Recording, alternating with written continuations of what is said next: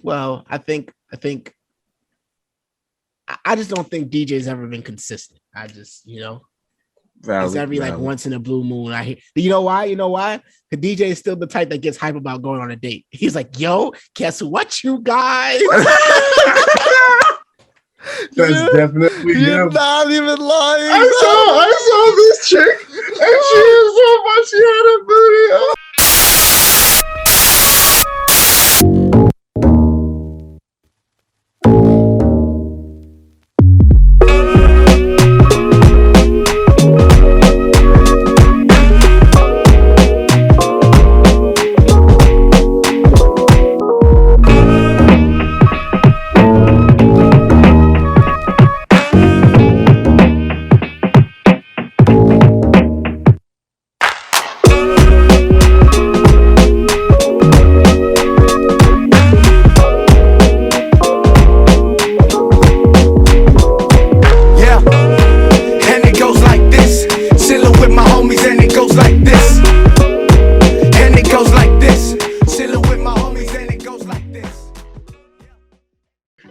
Baby, ladies and gentlemen, thank you for coming back and listening to us.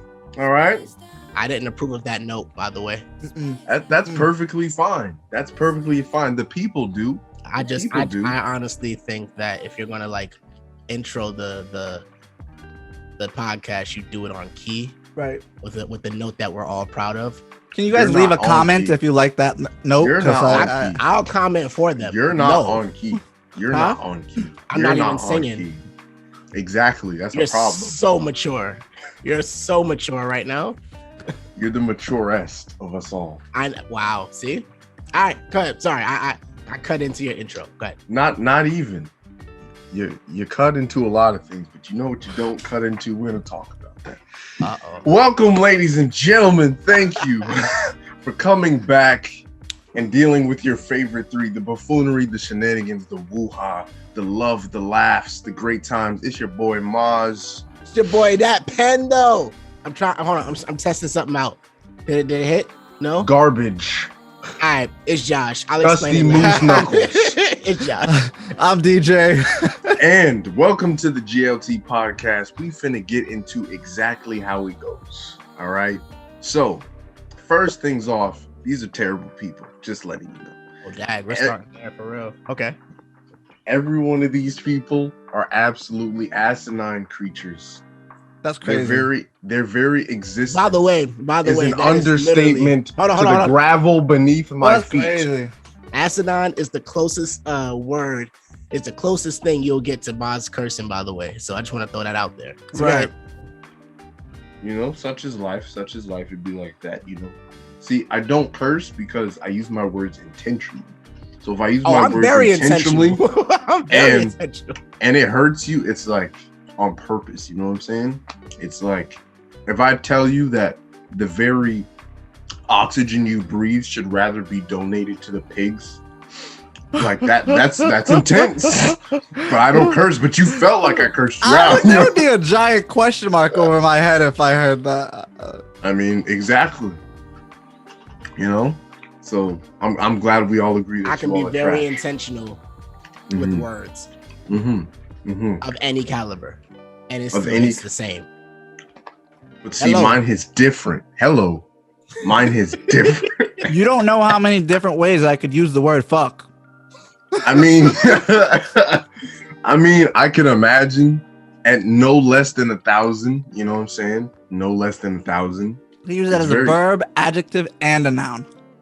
Think about that. Also as an adverb. Well, wait, what's the noun? Oh, yes. Never mind. I know it works. Yeah, you stupid fuck. Exactly. Yeah. Exactly. You know, by the way, we need the beep button, bro. What happened to that? This one? No! But everybody needs it though, because technically you can't bleep out. Like you never know when we're going to say it, so DJ can't just like bleep it out on his end. No. Here's what we should do. We should have a nursery challenge. We think of a random nursery, and DJ decides when to bleep out which word, and that's like our bar thing, right? Wait, you lost me. Why the nursery? Because it's the most wholesome. Then you turn something wholesome into dirty. Exactly. Oh, right? Like the wheels on the bus go beep beep, right? It's got to be a little bit better than that. But I see your point. You tried. Right. By the way, I just want to say, there's like a history of swear words documentary on Netflix. Yep. I watched it. Yeah. It actually has like a visceral effect on people. Like it raises the levels. It raises it. Well, some say it raises high blood pressure, but what they say actually it decreases stress. Oh, yes. Well, it decreases stress, and also when it's told, what's that one chemical in your body that allows the flight of adrenaline? Oxytocin. Sorry. Whoa. I don't know. I don't know what that was. I'm not even a scientist. You be on some oxytocin. I don't even think that's a word. Let's not put that in the atmosphere. And I just think anything with oxy in it is just bad. Like Oxycontin. You tried that before? Yes, I have. That should get you loopy. I have tried. I've tried like cotton swabs. You never come out of surgery and they give you like what, oxycodone or like fucking oxy whatever. See, no. Well, my thing is I've never got surgery before. Yeah, same. Fucking what's that shit? What's that pills that Future be talking about? Percocets. Perks. Damn, it's woo. I can see how people get addicted to those. You know what I've had? I've had. Hey, listen. Hey, I've had Percocets.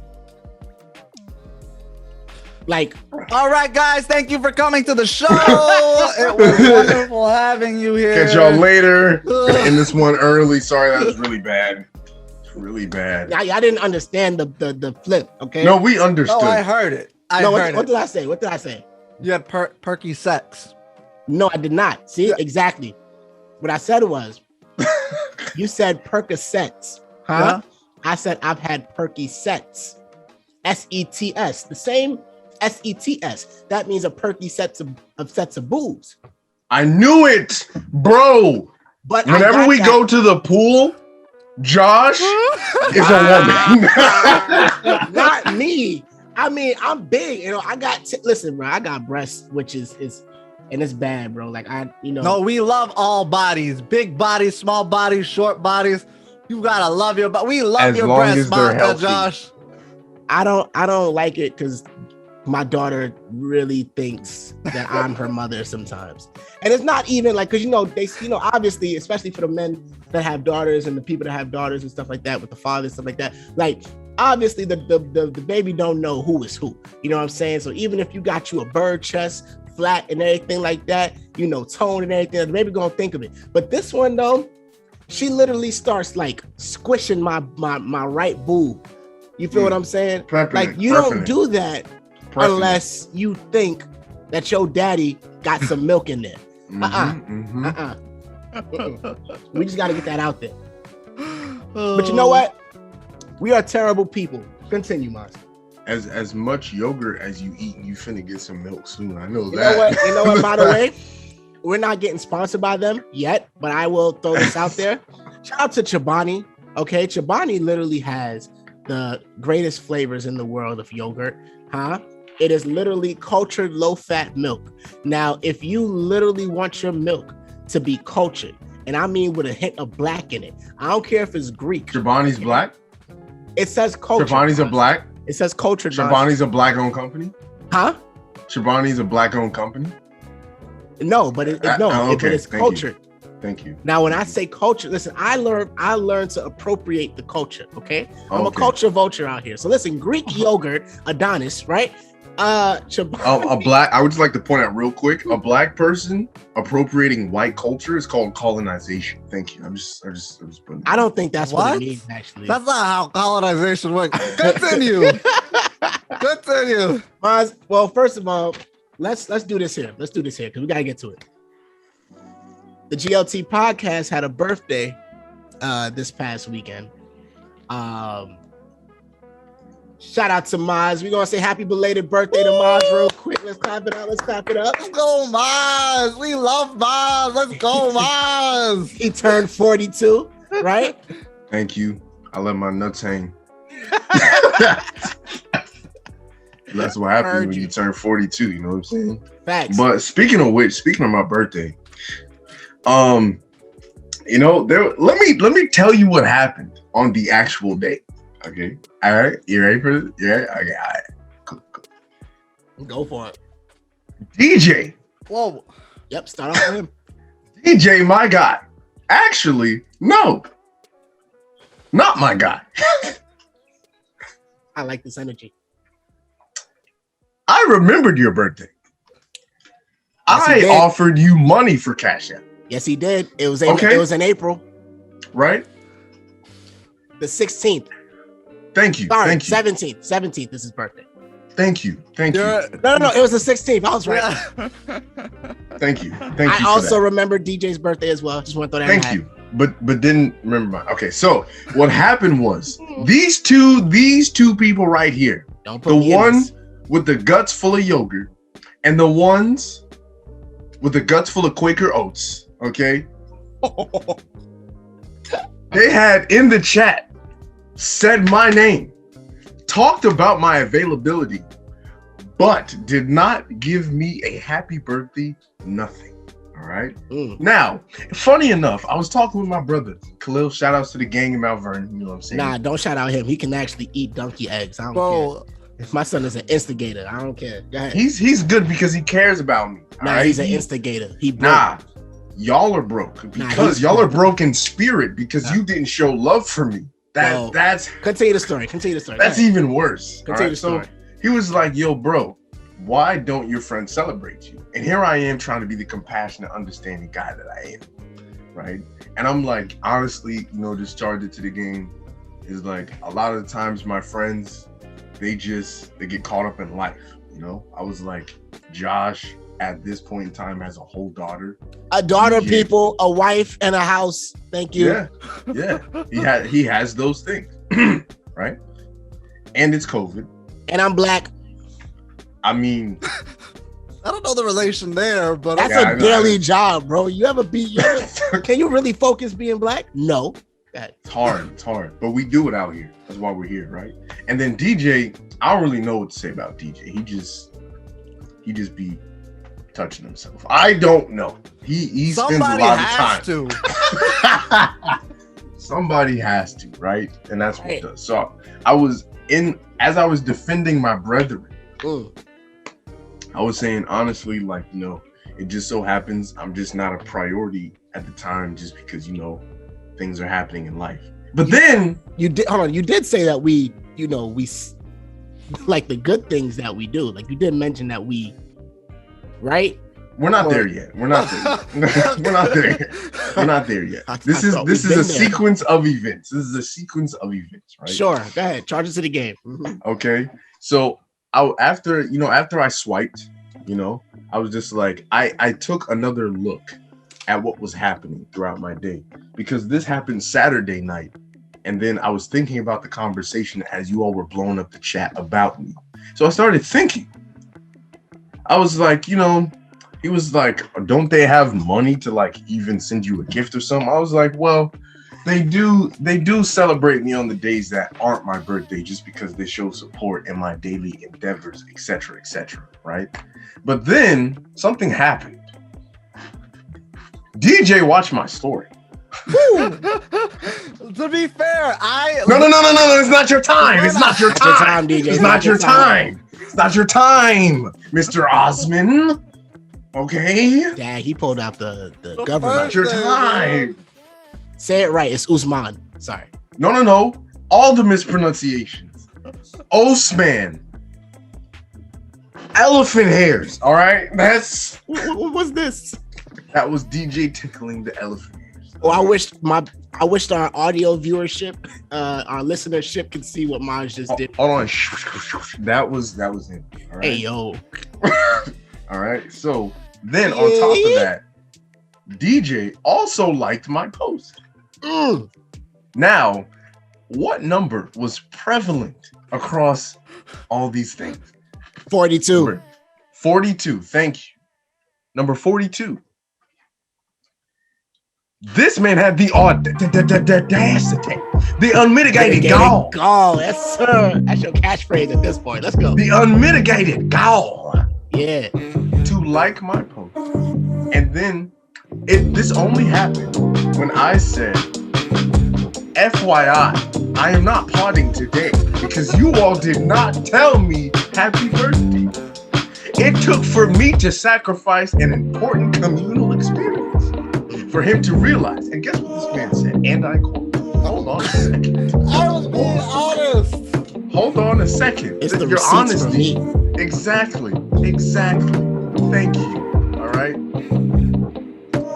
Okay. Scrolling. Shout out to Cinnamon Toast Crunch. The only crunch that's toast cinnamon. All right. Yeah, sponsor us too.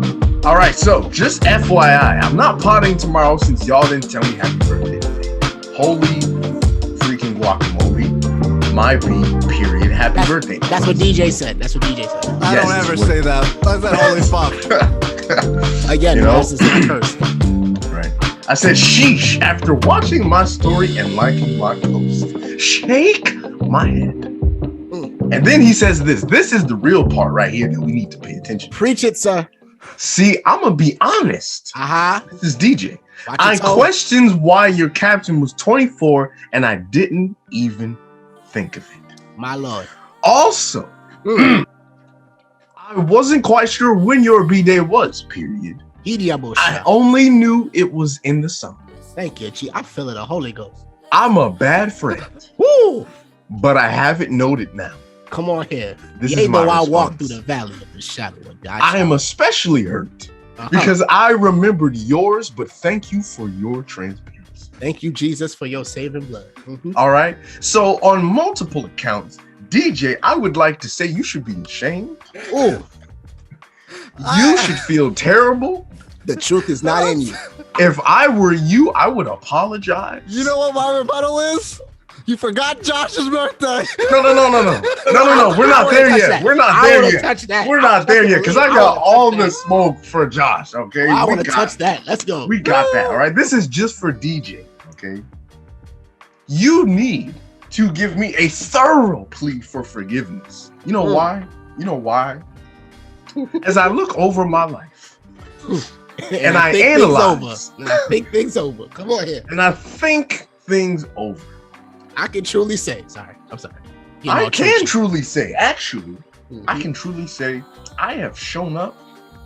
I have supported. I have been one of the loudest, rambunctious beings at the function.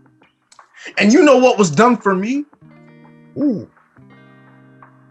Nothing. I already know DJ's rebuttal. DJ, you better go hard. You better hit below the belt. Come on here. Below the belt. Nope. I'm a better man nowadays. Oh, I'm not. I'm sorry. Man. I'm not. Finding my way. I am not. My bad, Maz. Let me tell you a story about Maz. On my 21st birthday, I was trying to throw up in the toilet and I could not. This man took his 2 fingers and put them down my throat for me to vomit. That's what I'm talking about. That's what I'm talking about. The dedication. I'm there for the bros.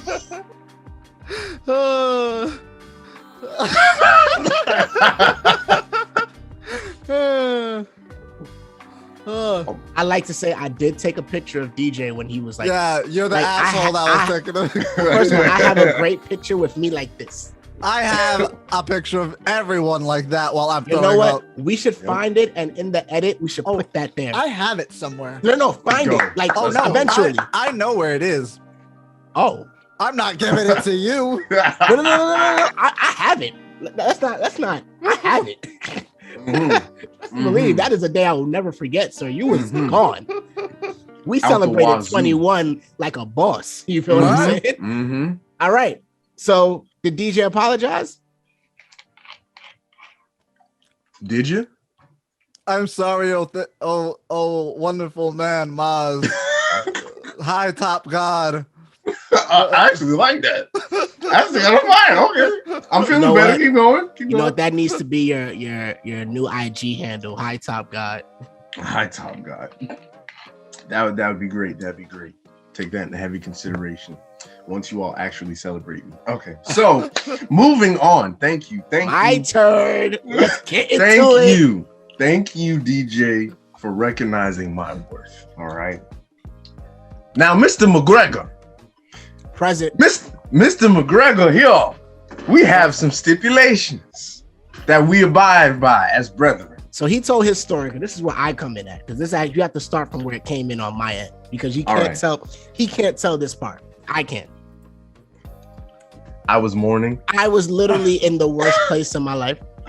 Are you kidding me, bro? And I was. Are you kidding me, bro? And I was. Okay. And I was. All right. All right. I was. Valid. And we don't have to go into it, but I was in the worst place in my life. Mm-hmm. I had already felt like my birthday wasn't necessarily going to be celebrated. Mind you, prior to, birthdays before were celebrated, done big, all that type of stuff, yada yada yada. Not really big, but I will say my mottos for birthdays are it doesn't matter what we do, as long as my closest people are there and it's good energy, good vibes, good time, we're good. We're gonna have a great time.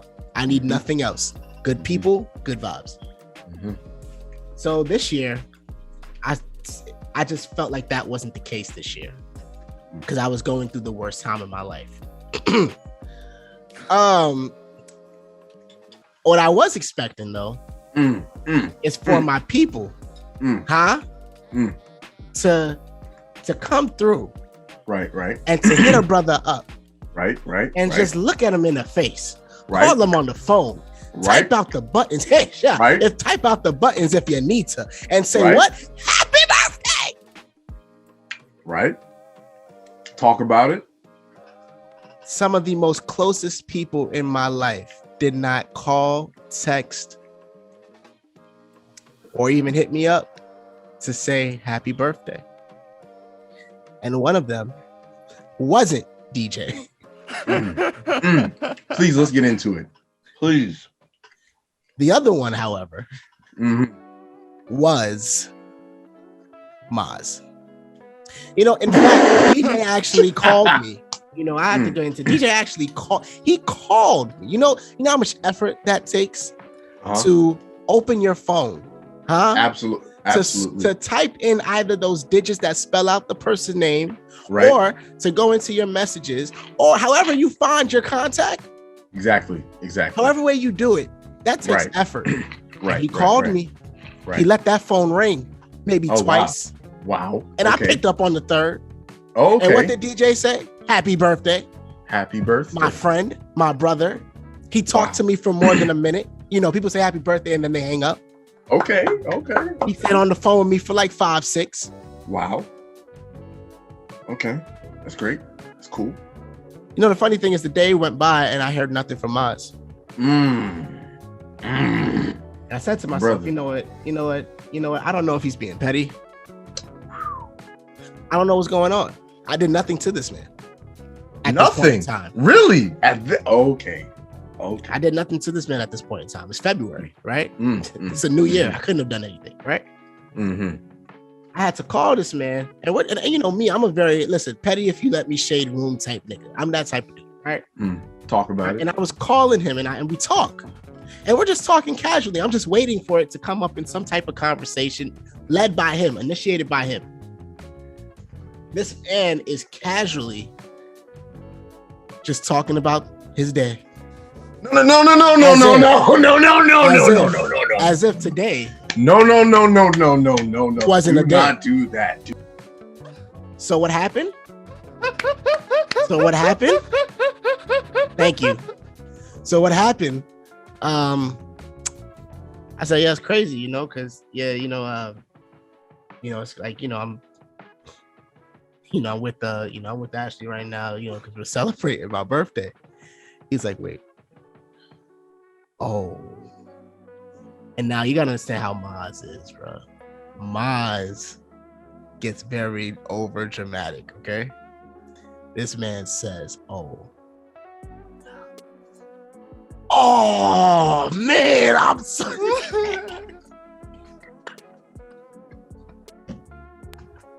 Mind you, wow. You hear him again, because I'm not finished. Mind you, this dude. If you mute me again, I'm leaving. I'm leaving. Don't mute me. Don't mute me again. This dude literally explains he's sorry. You know what I'm saying? Why yada, though? Yada, yada. Why? What happened? Hold on. Tell him what happened. I'll let you explain that part. I'll let you explain that part. No. He literally says, "I'm sorry, brother." All that type of stuff, man. And this man, he remembers DJ's birthday though. And you know what he asked DJ, as you heard in the story? What's your cash app, King? What's your cash app, King? This man has yet to, okay? It is literally almost July 2021. Since February 11th, I have yet to receive a what's your cash app, King? I have no receipts. None. That can be traced. That can be traced. I'm glad you said that can't be traced. There's no receipts. Okay. I'm done with my story. All right. So let me tell you exactly how it went. All right. And let it be quick because we have a show to do. Is this not the show? Is this not? That's what people came for, Mods. Right. They came to see the pettiness and the griminess. If you say so. So the reason why I did not hit up this man's birthday is because I had previously. It doesn't matter what you. I'm sorry. For all my WWE fans, go ahead. I had just come out of 2 deaths in the family. 2. And on top of that, in my grief, I still showed up for the birthing of Gabriella. He didn't come for the birthing because my daughter was born after he wasn't even. I have receipts that we can trace. I asked multiple times, can I stay? Can I do something to I told him it makes no sense. I told him it makes no sense. Exactly. But I persisted, right? And when I got there, I tried to make it up to him, I'll really send you some money. And on top of that, I bought him essentials that he did not bring with himself. All right. And here is another point. As when I was thinking and having this conversation, I realized that was a specific moment. But throughout the course of my brotherhood with these 2 wonderful men, they never celebrated my birthday. I would wait. If you're bringing up the one moment you came to help Josh as a reason not to say happy birthday, I'm going to bring up every moment I helped you not to say happy birthday. That is literally my type of timing. See, and we can do that because there's more even on my side. I got all the stuff we can talk about. Not more that matters, I swear to God. No, it does. When you hear it can matter. Not on DJ. I'm a better man. I'm not bringing it up. But I'm just saying, if we're bringing up stuff, one instance of where you came to help Josh, which you may or may not have. Crazy. And that excuses the happy birthday. I am using my get out of free card as me helping you every other time. I'm just saying. But see, and that's the thing that I said before. When I was actually defending you all in the argument, I said you all celebrate me on the other days that aren't my birthday.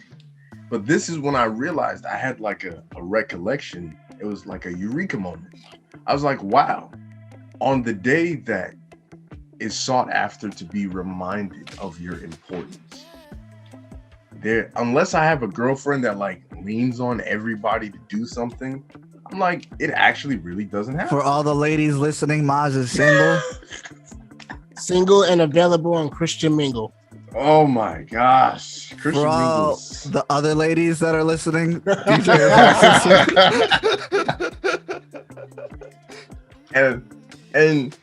and I was just like, wow. Even talk about how hard I go in the other events. I was just like, wow, really on this specific day, it just so happens there's no type of rallying behind me. All right. So you know what? Here's what we're going to do, because we got a show to do as well.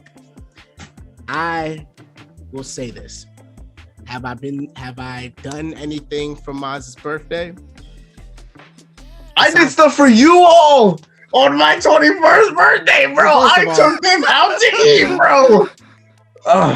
Not me, but Remember we went to Doe's Donuts and I bought y'all donuts? Okay, so here's what happened. So this is what I was going to say. Because that's the only time he's done something for us or me on his birthday, right? I will say that in those times, in terms of our friendship, I wasn't necessarily the best with money. My birthdays were celebrated. However, I never really paid for anything. Those were paid for me. So it wasn't like, I was broke on Maz's birthday. It was just, I was broke. And, this happened for years consistently. So when we get to now, this year, I am now with child. And, I said to myself, I would not say because he forgot my birthday on February, I will not say happy birthday to him until the end of day, which I did. I had everything written out. I had a video made at 9 a.m. I had my post ready at 11 a.m. ready to go and a call ready to call him. But I did that all at 10. Even when he addressed the chat, I still ain't say nothing, and it was all intentional. But I will say this, man, because I want to get off this subject. You know what? Have I celebrated your birthday? No. And have we celebrated your birthday? No. However, I do want that to change. Okay. Your boy is about to, come into a good little employment ship, and DJ is always ready and available. So I think we need to take some time out and celebrate Maz. It's mentally noted now. I will never forget. Now, mind you, his birthday was always in my calendar under June 27th. But see, unless people tell me their birthday, I literally can remember your birthday if you told me. If it was never told to me, I won't remember. My thing is, man, I put birthdays in calendars. I forget birthdays all the time, but my calendar does it. So just be grateful that I say it. And I'm talking to anybody that knows me. But with Maz, we will celebrate your birthday next year. Who knows? We may even give you a Maz Day by the end of this year. We don't know. We'll figure it out. But by your birthday next year, you will be celebrated, done 100%. Big, done up. I appreciate it. Let's clap it up for happy belated. Happy belated birthday to Maz. Let's go. Thank you so much. All right, can we move into?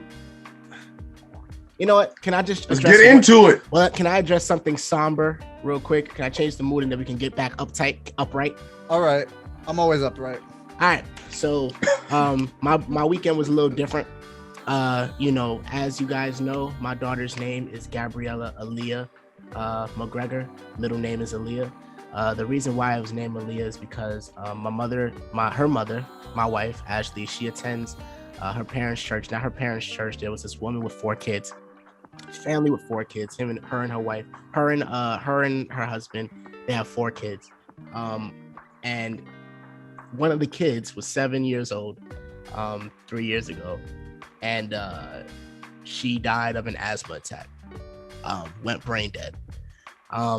So this year, we celebrate every year, but this year she asked us to come and celebrate, her daughter would have turned 10 this year. And I personally, it was such a day because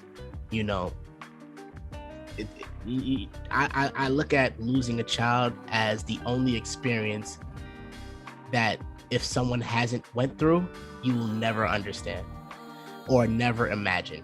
You can never even fathom what that feels like and what that means. So, I mean, when she did pass, her name was Aaliyah. One of the things that Ashley and I talked about way before Gabriella was a thought was if we do have a daughter, their middle name at least would be named Aaliyah. So I just want if we can do 5-10 seconds of just a moment of silence for Aaliyah, who passed 3 years ago, and we celebrate her life.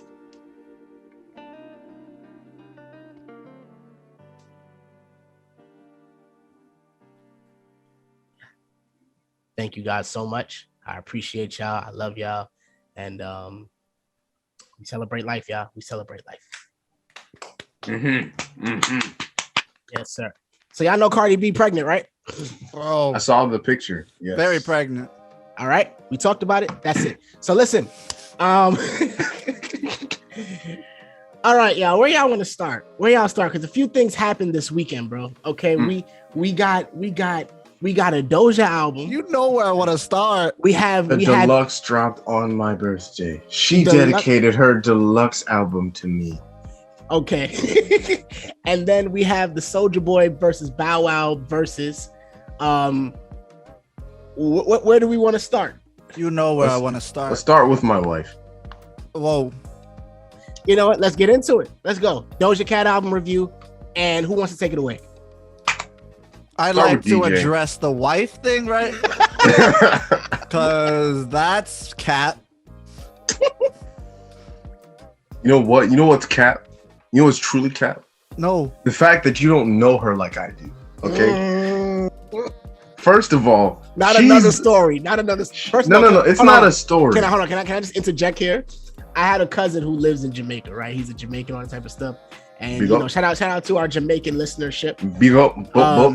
And he was like, yo, I'm glad. He was like, I don't know, but Maz is a batty man, you know. In my top board Jeremy, in my top board Jacob, as if anyone know him, you know what I'm saying? Maz a batty.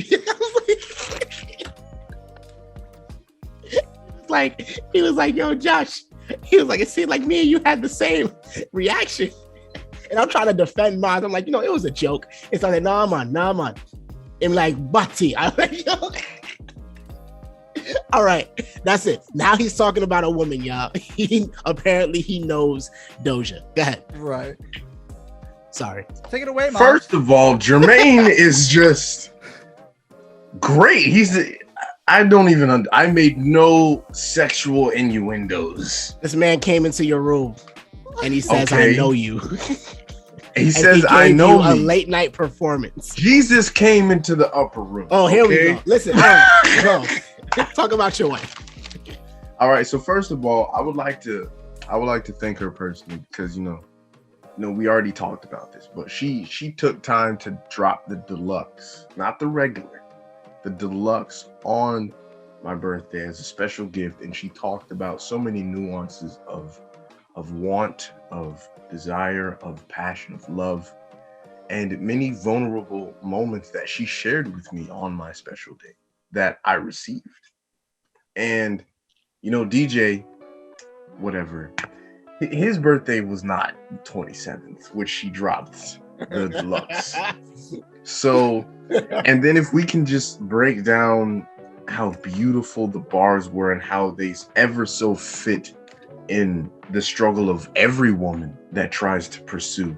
And honestly, too, she gave a very real nature of the heartbreak that I've experienced that DJ doesn't often experience because his heart is cold. Okay. I agree. He's a beat and skedaddle type of guy. You know what I'm saying? I'm more so of if I break up, I'm not looking for another chick for at least 3 years. Nah, he'll still cuddle your feet after a while. Well, I don't know what you're talking saying. About. Wait, what the cuddle the feet? Who are you talking about? Oh yeah, Maz is the type. See, DJ is the beat and quit. I agree with Maz on it. I don't like feet. I don't know how I got this title, but okay. However, Maz is the type that if you break up, he'll still cuddle your feet at night. Listen, that Doja album from top to finish was crazy. Nobody's album that's not Drake, Kendrick, or Cole are fucking touching that right now. Tyler shit dropped the same day. Sorry, Tyler. Doja, you have to be put on the sideline. Doja came through and did some next shit with her album. Fuck that. Like that song, You Right? That was written for me, not you. Fuck you, Maz.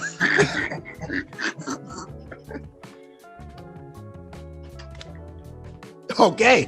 I disagree. You don't even know. No. Here's why. Let's look at the titles. Real quick. The titles of each song. All right. Woman, Naked, Payday, Get Into It, Need to Know, I Don't Do Drugs. Love to Dream, You Right, Been Like This, Options, Ain't Ish, Imagine, Alone, Kiss Me More, You Right, Extended, Up and Down Tonight, Ride, Why.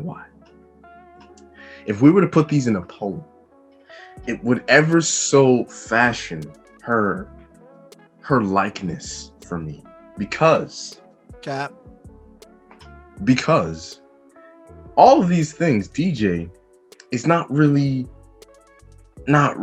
akin to, besides Ain't Ish or Why, because he breaks hearts all the time. You know what I'm saying? Like, these songs are not for you, man. She dwelled into the beauty of a woman, which you often miss.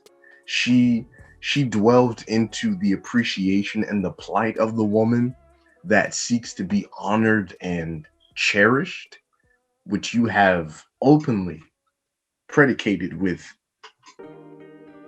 I don't care about these toes.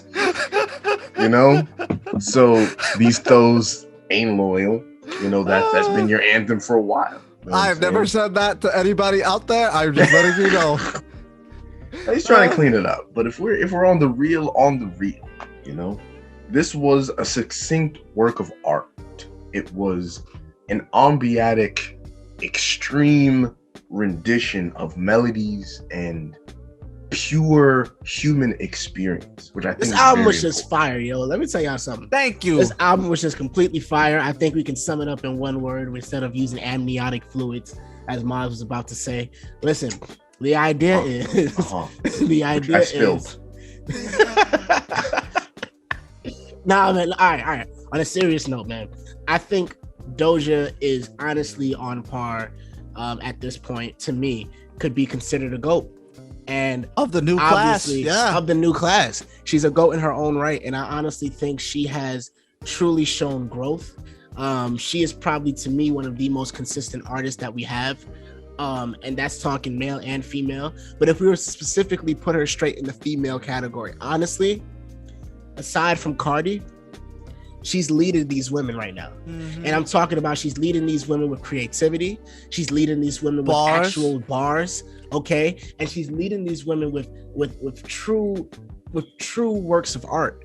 You feel what I'm saying? Like, Doja is literally in her own lane. There hasn't been a feature that she hasn't killed. And to me, there hasn't been a song and single that she's released that she hasn't beat, that she hasn't bodied. You feel what I'm saying? And honestly, this project, you can give me a song and I'll say that was the best. It was a dope song. But I'll say this though, this project honestly solidified to me that she is here in this game to stay, despite her situations and people trying to cancel her, man. Like, she has truly shown that you cannot cancel Doja. And honestly, this project was a work of art. I'm telling you, from my favorite song on here is Payday with Young Thug. Young Thug truly bodied that verse. And honestly, I'll say this. I don't know what Doja Cat said to each and every artist, but every artist on here that was featured understood the assignment. Yes, they did, bro. They understood the assignment. Maz feels differently about JID, but I still feel like he understoed the assignment. Jid did a great job. Oh, now he did a great job. No. He was like, no. I remember. I said he did okay. So yeah, so your specific words were, I don't think Jid should have been on this track. He did say that. I will stand by that. Here's why. Hear me out. Oh, nah, he capped now. Hear me out. I think you will be at least compelled to agree. Nope. Jid, what he did, he gave the nuances of the wordplay and the nuances of being able to create that picture using poetic symmetry. He rapped. Though in the singing parts, me personally, and this is why I say he did not belong on that song. It did not play to his strengths, especially with the auto-tune, because the way that they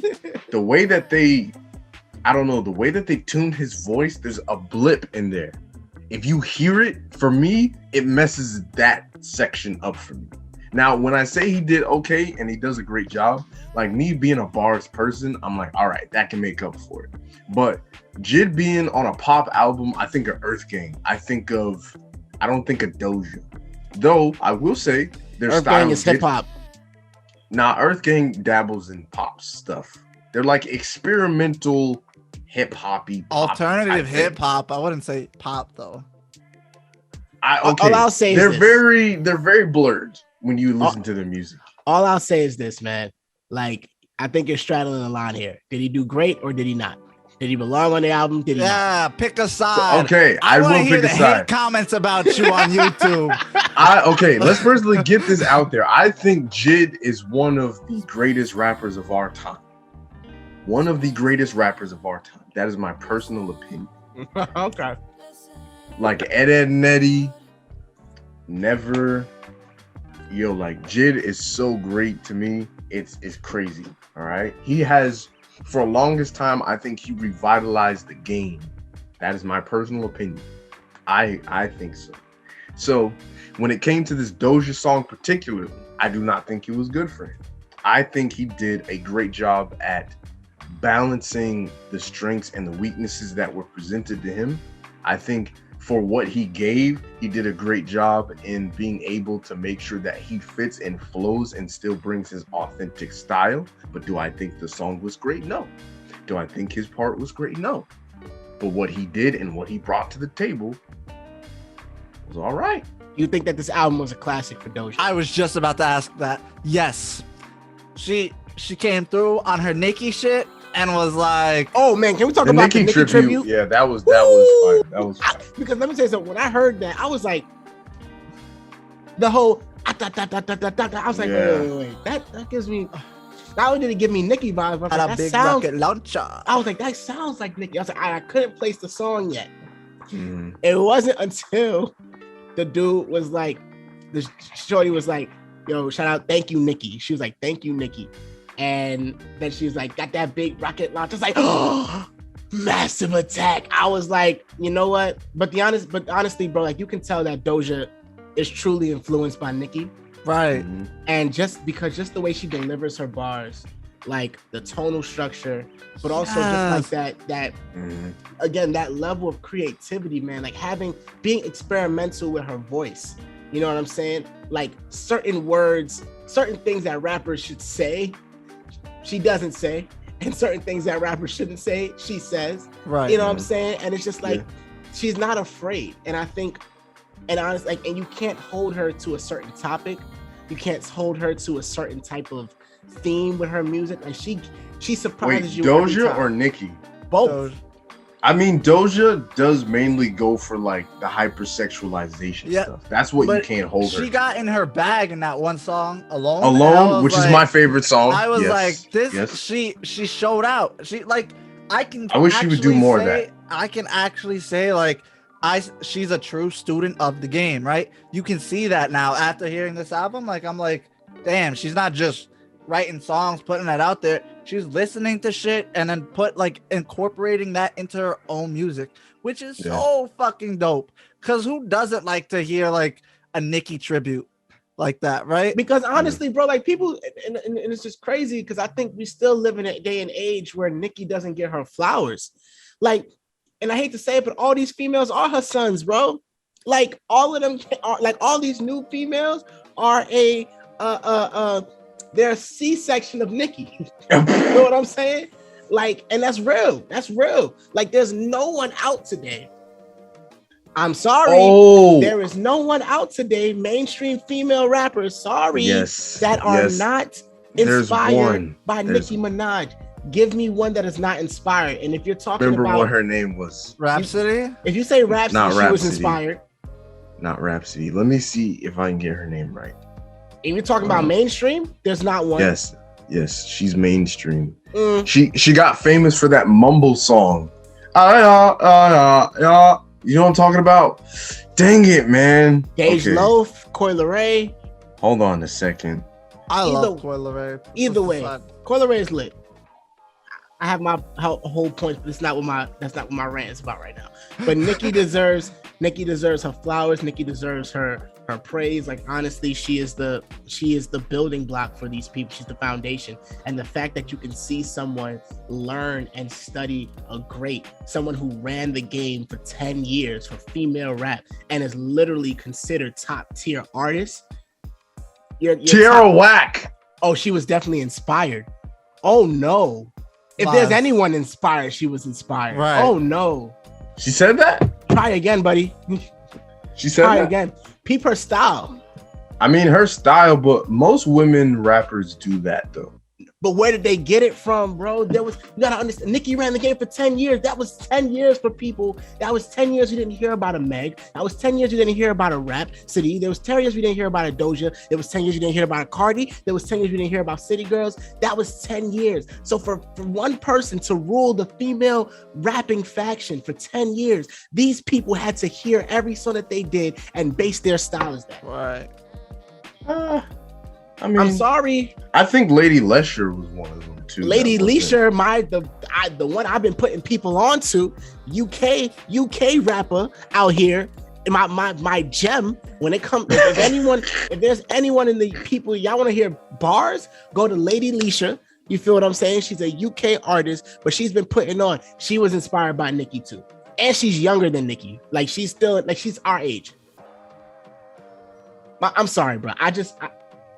No, then I'm trying to think like Tierra Whack was inspired. Really has an artistic style, but I don't remember her I'm not taking anything away from these artists who have the artistic creativity and expression.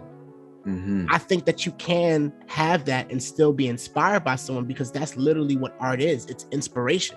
You feel what I'm saying? And to create art, you have to be inspired by something. And I don't think it's bad that people were inspired by Nicki. And what about Melly? You think Melly was inspired by Nicki? Melly was inspired, bro. Like it sucks to say. It's not really sucks to say, but it's like a lot of these females wouldn't even come out, or a lot of these people wouldn't even be where they are. Probably some of them wouldn't even be rappers if it wasn't for Nicki, because they had to have female. There's not to me. These new age rappers, these females coming up, like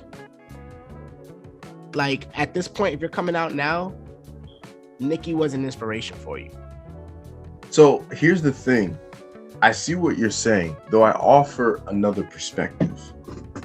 When it comes to someone opened the door versus someone inspired, those are two different things. And I think you're describing that Nicki opened the door.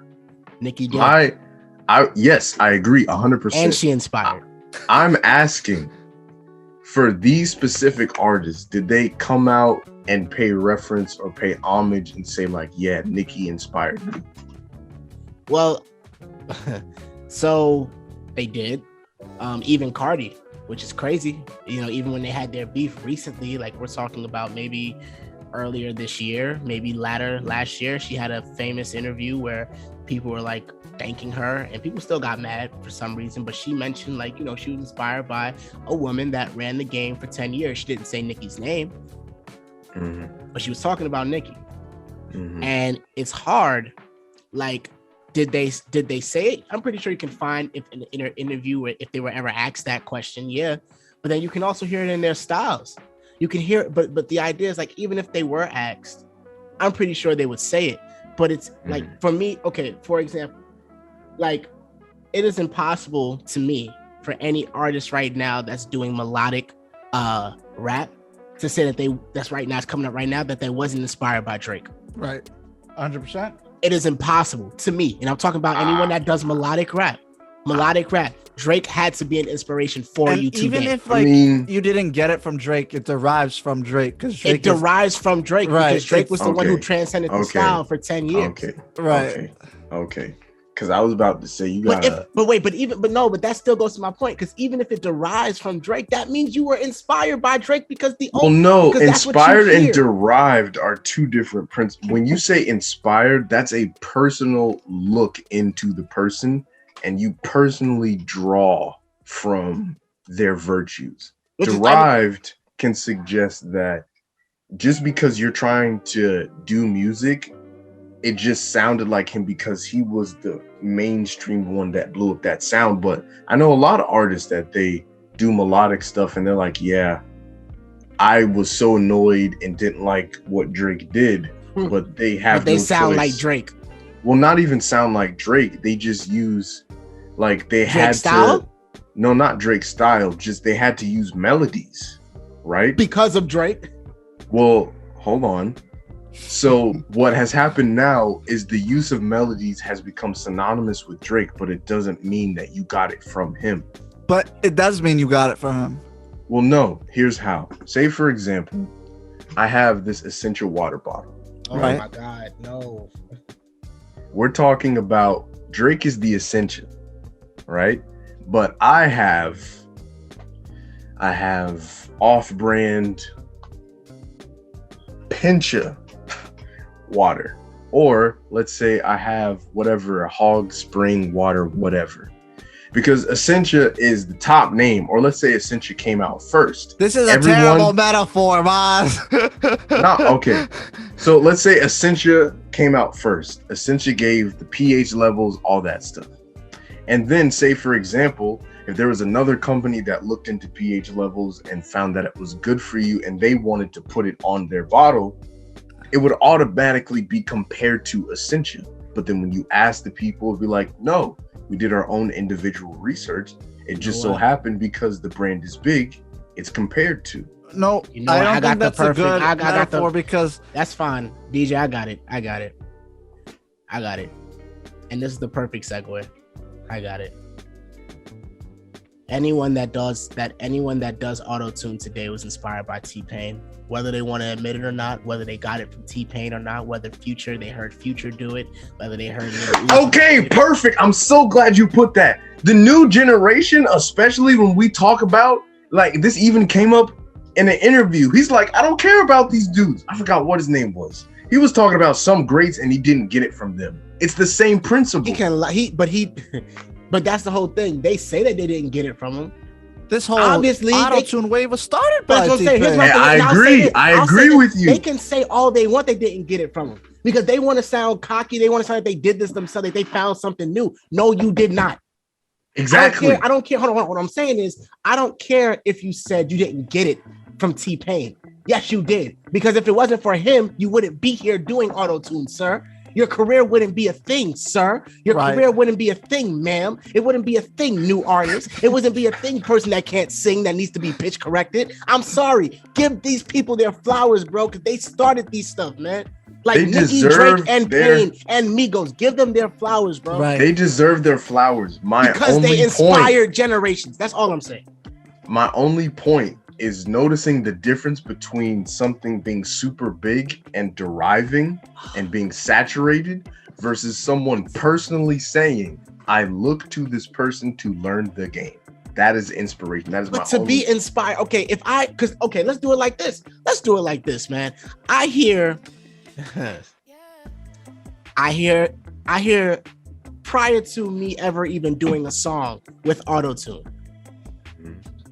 I hear a song that's done with auto-tune. Who transcended this thing? Did he invent auto-tune? That's not what I'm talking about. I'm not talking about inventing. I'm talking about transcending a wave, transcending a movement, transcending a style, making it so popular and creating a certain signature to it that signature is completely marked on anybody that comes after you. It's going to be a while. It's going to be a while in generations that we'll hear a new style that is not derived from Drake or Payne. Okay, thank you. And Migos. Thank you. You mentioned the word derived, and that's why I'm saying, let's take me for example. My whole experience in VDP was the first part, not the whole experience, but the big chunk was copying Drake, right? Now, if you ask me, my artists that inspire me, I go to the CH people. Drake was not the ones that inspired me. Let's say even in the beginning, like when we talk about Soulja or Lil Wayne, it's like one song from Lil Wayne because I couldn't relate to these people. Yeah, but what happened was I had to pick up a signature that derived from this figure that is so big to where it defined the identity of my music to everyone in VDP. Can we pause there? That is the difference. You know, the funny thing is when you came in to VDP, no one said to you, sound like Drake, Maz. Well, actually, no, pause. Actually, can yes. Can we stop there? Yes. Hold on. Okay, can I finish my thought? Yes. No one said to you when you first came into VDP, sound like Drake, Maz. It was, yo, this man sounds like Drake. Let's do that. Because no one knew you. No one heard you. You rap in the booth and we were like, oh my God, this man, literally his flow. And this is what I'm saying. Yeah, I don't care what you, I don't care if you listen to CHH a lot. The fact that you came in and your entire flow sounded like Drake and your voice sounded like Drake. You can't tell me that there was actually, the funny part is when I actually did my voice and I actually sung, I didn't sound like Drake. Remember the first time when I came in, there's nobody that was saying anything different. When I first came in, that's a lie. It was like, oh, don't know what to do with his voice. But then I said, let me try something different. And that's when I did my imitation. That is not what happened. Exactly what happened. Because I remember Kai was there, Pam was there, you were there. And when I got into it, because when I first did my thing, they were like, nah, that's not it. But then I did the Drake impersonation, and next thing you know, it was a rally. Oh, thank you. Thank you. So hold on. So you thank did. You. So you thank did. You. So you thank did it. You. Did anyone ask you to? Yes. So that you just yes. Thank you, DJ. That face. He just said it. Yes. Hold on. Did he not just say he did something? We said that's not it, and then he chose to do the impersonation. Did he say that we said it? No. So because he chose to do it. And the fact that he chose off to of do a suggestion. That means he was. No one suggested you to do Drake, bro. Yes. Because you didn't say that. Yes. You didn't say it just now. Let me tell you. All right. And after this, we can move on. Suggested me to do the Drake was after they saw Lightness. I think it was Pam. Oh my God. And then Kaya. No one will verify this story. Go ahead. All right. Whatever. All I'm saying is give people their flowers. To get inspiration, there's a difference between things being derived and oversaturated versus personal inspiration. And I agree that these people should get their flowers. They deserve their flowers to what they dedicated with their blood, sweat, and tears. But you have to be careful with saying someone has a personal inspiration and then having a person like me that's like, oh, yeah, I see that they like this. Tell me to do this. So I have to do this in order to fit. Yes, there was a whole thing. Was like, nah, you got to stick to the Drake thing. That was afterwards, Maz. No one told you to start off with Drake, and that's all I'm talking about. No, I'm saying the start off with Drake happened from that. For everyone listening, we have set up a grudge match later on this year for Maz and Josh. You can see them duke it out. So, all I'm saying is this, man, and I get what you're saying, DJ. All I'm saying is this. If Drake, all I'm saying is, while that probably may have not been someone that anybody in this industry has listened to, impossible. The notion is that when Drake came on the scene, everybody and almost every subset of hip hop and R&B, that means any genre or any, again, subset. We're talking your Christian, we're talking your Christian rap, you're talking your hip hop, you're talking, any country rap, whatever any subset of hip hop and R&B was inspired when this man came on the scene.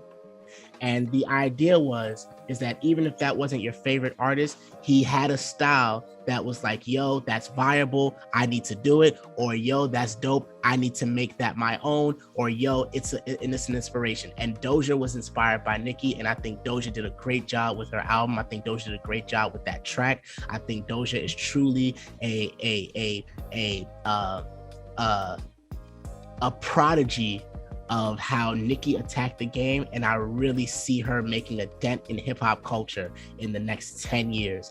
Right. Truly, as being a renowned artist in her own right, an amazing lyricist, an amazing artist, an amazing pen. She has an amazing pen that goes unnoticed, and truly an amazing performance. If there's anything consistent about Doja, is her performances. So I just respect her. And to T-Pain. All right, to T-Pain.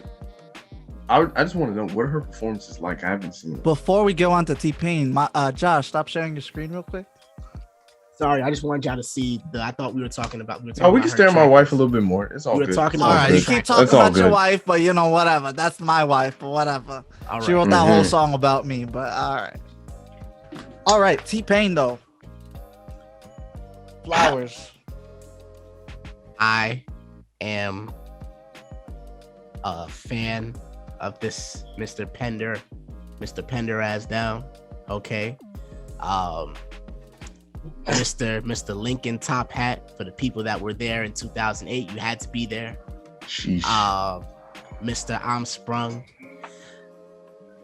So T-Pain just came out in a documentary that aired on Netflix called This Is Pop. He had his own episode. It was talking about pretty much people that inspired the pop culture that we have today. And obviously, when you mention pop culture, you can't mention pop culture without Pain. And his contributions to the pop world in regards to his stylistic choice of autotune. In said interview, T-Pain stated that he went into a 4-year depression because Usher told him on a plane that they just so happened to be on. Usher tells him to come to the back. And T-Pain was inspired by Usher, man. This man was Usher. You know what I'm saying? Like, because T-Pain was inspired by Usher. You see him in the dancing and all that type of stuff. Imagine your idol comes to you and says, "Hey man, you messed up music." Some fuck shit. And honestly, the internet exploded. Everybody has been raiding Usher's DMs and comments saying that you are a hypocrite. You suck. That's why T-Pain is who he is today. You couldn't stop him. You are a trash human being. And I don't feel this way about Usher. Usher is still one of the greatest of all times to ever do it. It's just that I think he had a slight in judgment. I think he just didn't understand. Now, granted, I understand his point of what auto-tune did, but to blame it on one man, I don't think was right. So pretty much it's the idea for vocalists, right? T-Pain is a vocalist, by the way. I don't want this to be. Oh yeah, he can sing. This man can sing. I'm not going to ever say real vocalist in T-Pain. No, T-Pain is a real vocalist.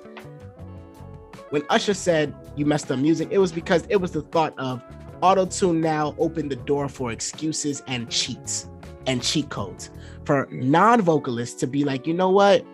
I don't have to work to get my voice here. I don't have to do the hours of training that some of these artists did. I'm going to just correct my vocals and pitch, and I'm going to put auto-tune on it. And honestly, it even provoked Jay-Z to make DOA, Death of Auto-Tune, because now rappers were starting to change into the auto-tune melodies. Right. Because of Pain. Pain didn't mess up music. Hell no. Think about this, though. Fucking Usher's idea or thought of auto-tune or T-Pain messing up music because of auto-tune is the dumbest thing. It's an old head way of thinking, right? It's the same idea that all these rapper purists are like, oh, this new music is not new hip-hop. It's not hip-hop at all, right? That's the same thread of idea that Usher's running by. I think auto-tune itself, when that comes into the game and allows people to quote unquote sing, opens, maybe, yes, it closes the door for vocalists, right?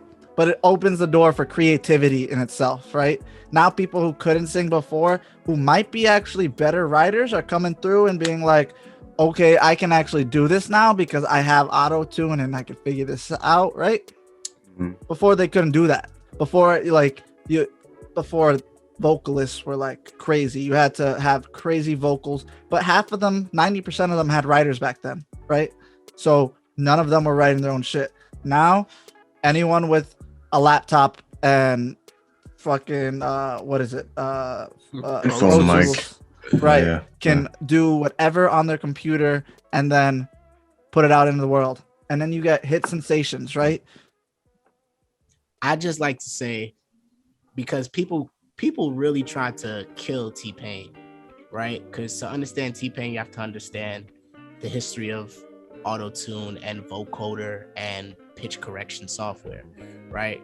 Like, one of the first people to really use it, it kind of goes back a little further, back in like the 1950s and 60s, but where it kind of became like a thing, and this was even talked about in the documentary, was like, with Cher. Cher had this song where it was like they manipulated auto-tune because it was created back then. It wasn't created by T-Pain, but it was created. And then from there, you had people like Zapp Rogers or whatever the case may be, like I Want to Be Your Man and stuff like that, who uses vocoder. But then when you get to T-Pain, what I don't like is that people criticize this man as if this man wasn't a writer. Because to say that this man didn't sing or he has no talent, the songs had to be written. Hello, he wrote them. Yeah. There had to be a beat behind it. Hello, he produced them. Like to actually deliver, the reason why auto-tune worked for Pain, because he actually could sing. Mm-hmm. And that's one thing I hate, that like I'm surprised no one thought about at the time. It was like, well, this man sounds good. Well, how come it never sounded the same when any other person did it at that time? Hence why a lot of people would put T-Pain on their hooks, because they couldn't manipulate auto-tune the way he could. So it's like, we're not even going to try at the time. We're going to put T-Pain on everything. That's when T-Pain was just on every song you can think of. I don't like, and honestly, you kind of see it. It's a rule of thumb. The innovators never really get their flowers. You know what I'm saying? Like it's everyone else that takes that style and runs with it. Because when you think about auto-tune now, or not even when you think about auto-tune now, because people still use it as T-Pain, but like for a while, I think Future. Well, for a while, Future was like the main thing. Yeah. But when you think auto-tune, when you really think auto-tune, the first thing that pops up in your mind is Pain. Right. I just think that this man needs, like, I'm grateful that he got out of that depression, because I can only imagine what 4 years of that looked like, to know that everyone was trying to hate on you, but then take the same style that they hated on and do it. Because Usher literally took that and made OMG. Right. OMG with will.i.am, and had nothing but auto-tune in that entire song. And that was a hit song. That was a hit. Yeah. So I'm not mad at Usher though, because at the end of the day, like, think about it. You know what? He made a slight. He had to adapt. He had to adapt. But it was like, you made a slight in judgment. He didn't mess up music. He's an old head. They all think like that. But I mean, at that time, you got to think about it. Music was more so ballad heavy, 90s type inspired. Like everybody was really singing their behind off and yada, yada, yada. Here this man comes with this.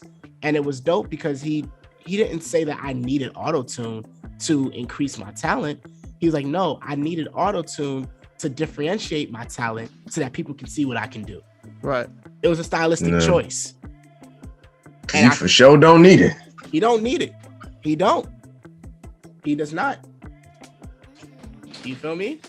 I think it's just like, I don't know. Maybe it's like a hint of jealousy on Usher's end too. Like, would you say Usher's career was as big as T-Pain's or as influential as T-Pain's? Yes. Oh, really? Yeah, way more. I wouldn't say Usher was jealous at the time. I don't think he was. He was eating well, bro. Eating well and it's different from being as influential or as big. I mean, for R&B, Usher is that guy. I agree, but T-Pain was that guy all over the world. And Usher. DJ, I'm trying. Let me save you from this hill that you're about to put yourself on. Okay? I will argue T-Pain was at the time bigger than Usher. I don't think that's a smart argument. Well, I would argue. Okay. Well, here. Okay. Let's put this in perspective. At that time, yes. And what I mean by that is like at the time, Usher really wasn't really making songs at that time, or even if he was, like T-Pain probably was bigger. Wasn't that the scandal situation too for Usher? I don't even remember. This man has been in some crazy scandals. Yeah. Burning specifically. But anyway, but like, I guess my thing is like, sure, T-Pain was hot because he was new. He was coming out. He was on everybody's song and everything like that, especially when T-Pain got into his 2008 bag, right. 2007, 2008 bag. Mm-hmm. However, in terms of household names, Usher has that around the world, bro. There's nothing to be jealous about if you're Usher. Oh no, that sounds like some. I do feel like moving my turf. Like I don't like this. I do feel like there was a sense of insecurity. Cause like who does that? Who, especially if you think about it, who's gonna be like, if you're getting your own bag, cool. They're both getting their own bag at that point, right? So who's gonna be like, oh, you're fucking up music, bro? This is the thing. People act like two legends cannot coexist, bro.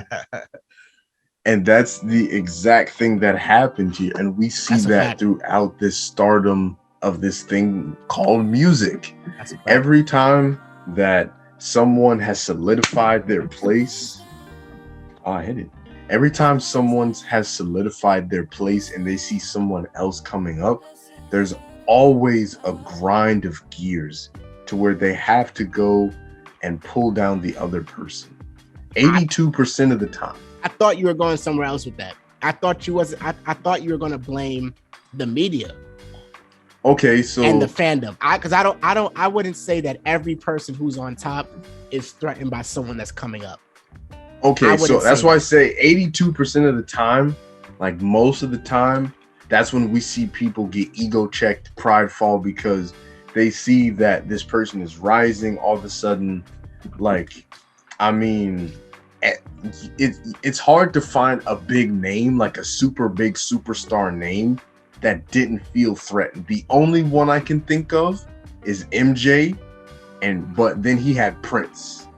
I was about to say they got to there. But yeah. But it wasn't really like a rising thing. It was kind of like, I thought those were like two stars and just like they were. They're just rotating, and they didn't even care because they knew. Well, they did care when they talked about each other. But I'm saying, especially when we see the generations change, Mariah Carey, perfect example. Mariah Carey and Ariana Grande. She did not like that comparison. She voiced numerous times, I am not her, she ain't me. And she's like one of the greats when it comes to that. Let's talk about the phase out of boy groups. Let's talk about the phase out of R&B groups. Let's talk about the phase out of gangster rap.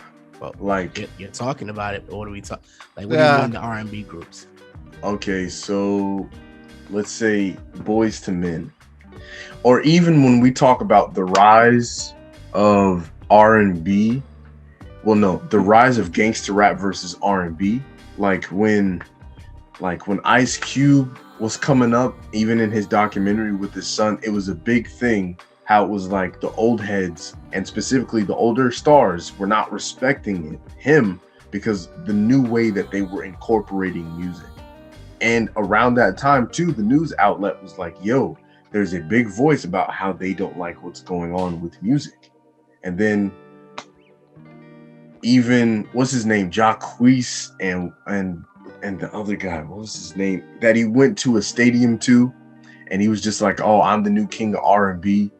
And then, what is his name? Oh my gosh. So the fact that I can't even remember him says something. I think I'm not too sure. Well, Jacquees per se, like that was a whole different thing. It was like he claims something that he's not. That's a totally different. That obviously goes to Breezy, but or what I'm saying is like that's just not a statement that he could make. I'm just trying to cause trouble, but it does go to Breezy.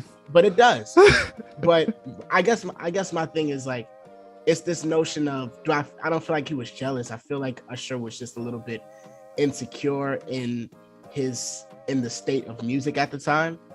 And again, I think he was more so closed-minded to a new way of doing things. Like DJ was saying, that old head mentality. And now granted, I'm a purist in some ways, but like it was the lack of vision and the lack of foresight, which honestly a lot of people don't have, that's been doing it for a certain amount of time. You know what I'm saying? That's why you need people like Payne to come in and switch it up sometimes. You feel what I'm saying?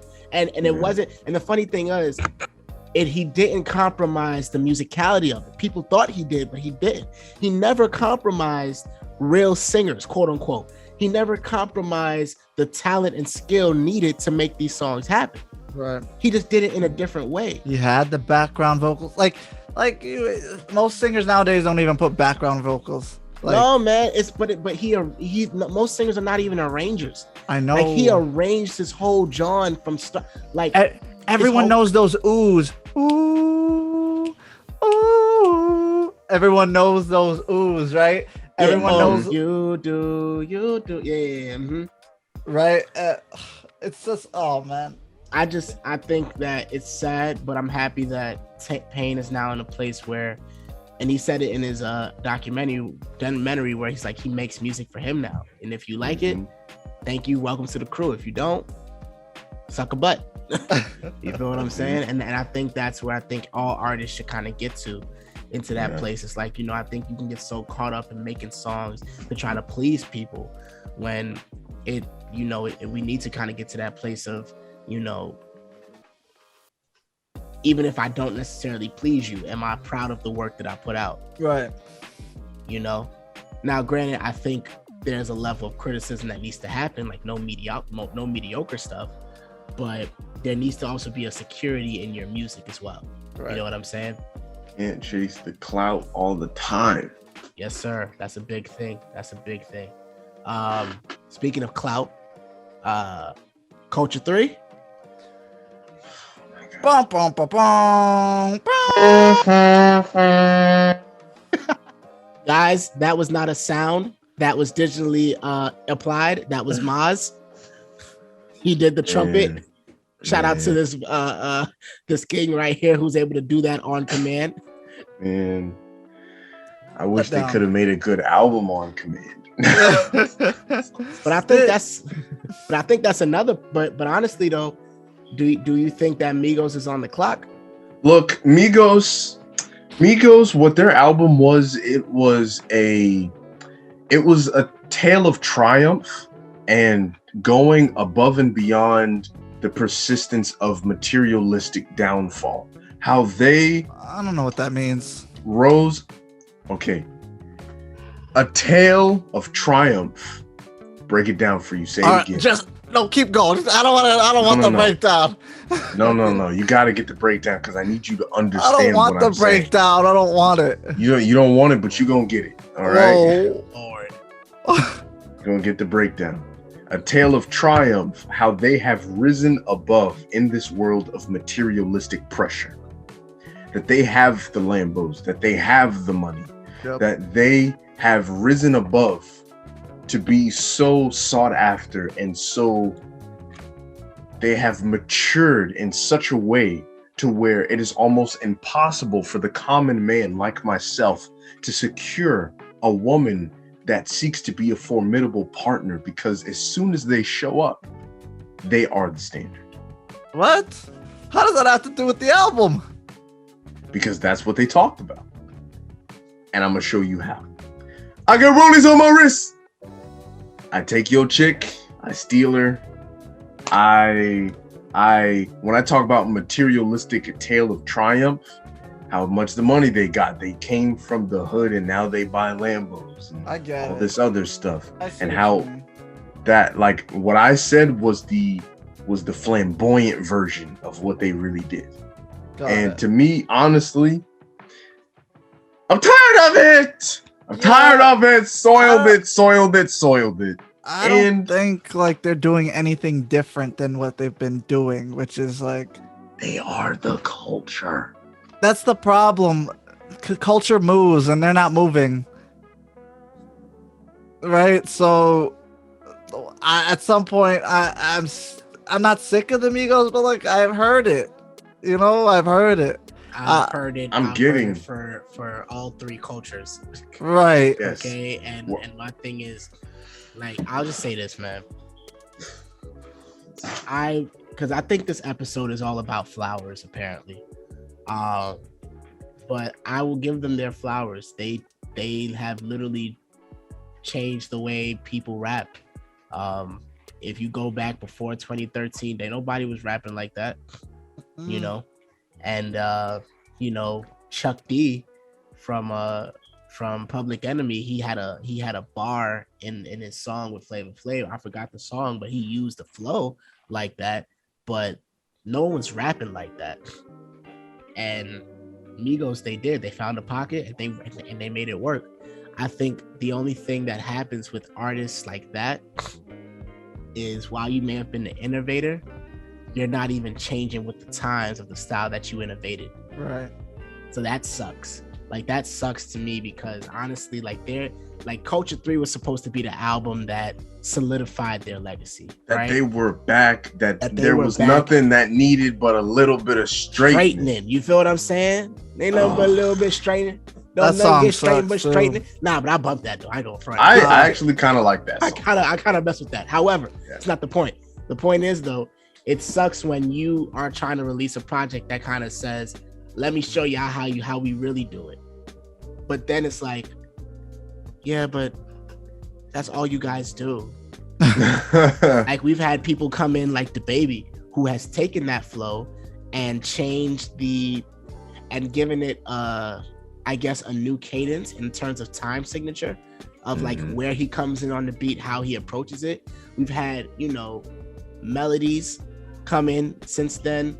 We've had so many different ways on how that flow is used, and honestly, genres were born from their rapping style. True, you know what I'm saying? And I just feel like they just haven't adapted and adjusted and literally got with the times. So honestly, what this album became was just a dent in their career and legacy, because now it's only them that's talking about what they've done for the culture. Yeah, you have. What have you contributed since? That's right. and I think that's just kind of you holding on to something that's gone now. Like, yes, you did what you did. You definitely innovated and inspired, all that type of stuff. But what have you contributed since? And if you're going to keep talking about how people need to respect you because if it wasn't for you, all right, cool. But there's like, what have you done for me lately? Right. It's not about who did it first. It's about who did it better. You feel me? And it's just like, which sucks sometimes. But I mean, at the end of the day, it's like, I don't know. Is Migos on the clock? I think they don't change for sure. I think honestly, I don't really think anyone's really checking for them as much as they used to be. Right. I mean, on the clock as their time is running out if they don't do something. Oh, that's what I mean by on the clock too. And I just because of that, no one's really going to check for them as they used to. Yeah. So we talked about Migos. I think we actually did good. I wasn't even expecting that to be past like 5 seconds. Yeah, that was disappointing. Now I'm not sure if all of y'all watched it. I sure did. And if no one else did, I'm going to talk about it. Again, a lot of stuff happened this weekend. True. And one of them is to me, by far, the best verses ever facilitated since the beginning of verses. And that was between Mr. 106 in Park, Mr. Bow Wizzle, Bow Wow, Shad Moss, whatever you want to call him, versus Mr. Drake. Mr. Soulja Boy, tell him Mr. I was the first to do this, that, and the third. He was the first to do it first. Honestly, bro, I didn't know if this was gonna be a good battle.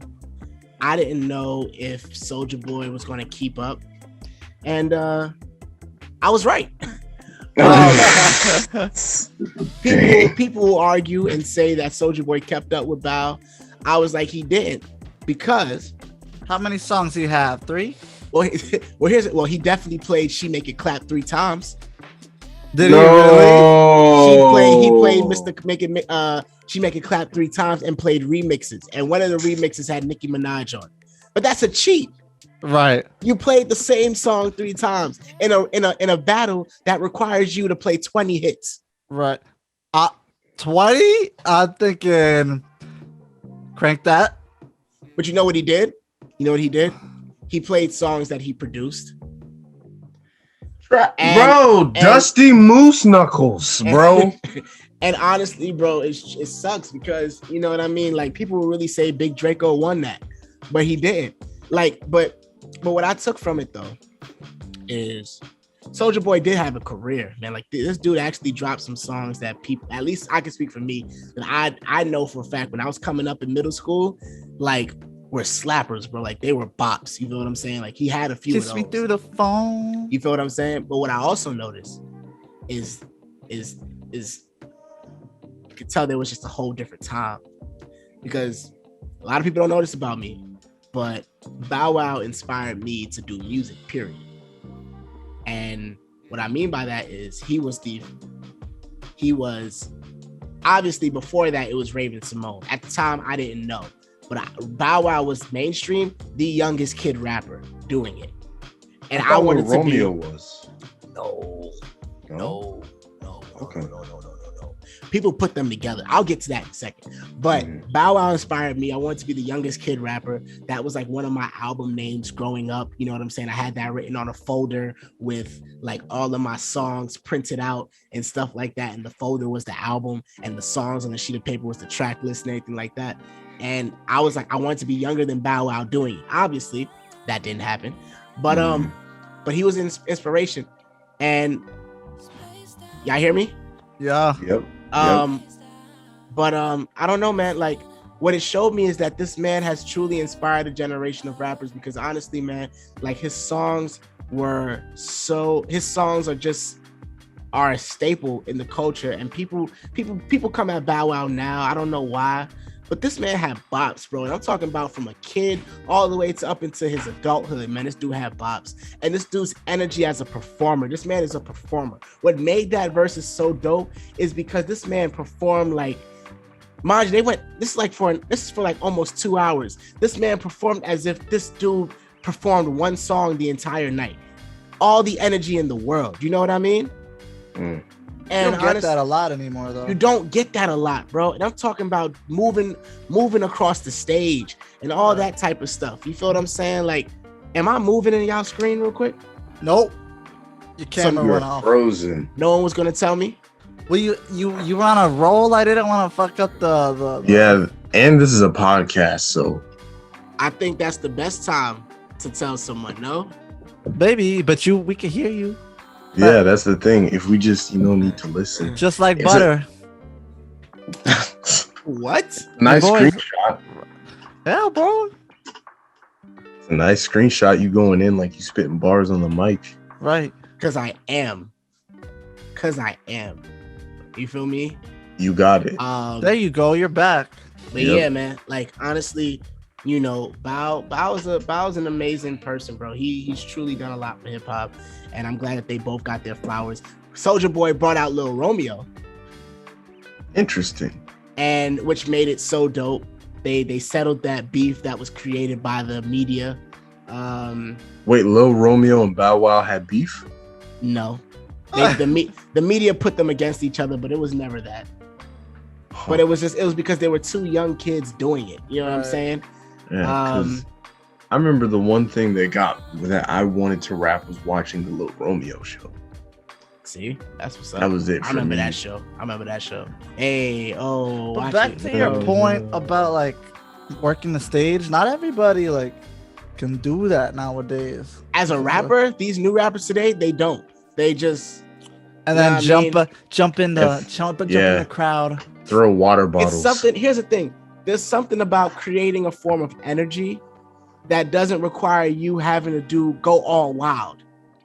Right. These rappers' performances is just them going and jumping all wild and stuff like that. There's something about being able to like stay in one spot and control a crowd. There's something about using your voice, the intonations of your voice, going super crazy, then bringing it down, then whatever, like literally control. Like Bow just had all of that, bro. All of that. This dude had hits. And he was winning. He was up in Soulja Boy every one. I personally. He brought out Omarion. He brought out his So Def crew.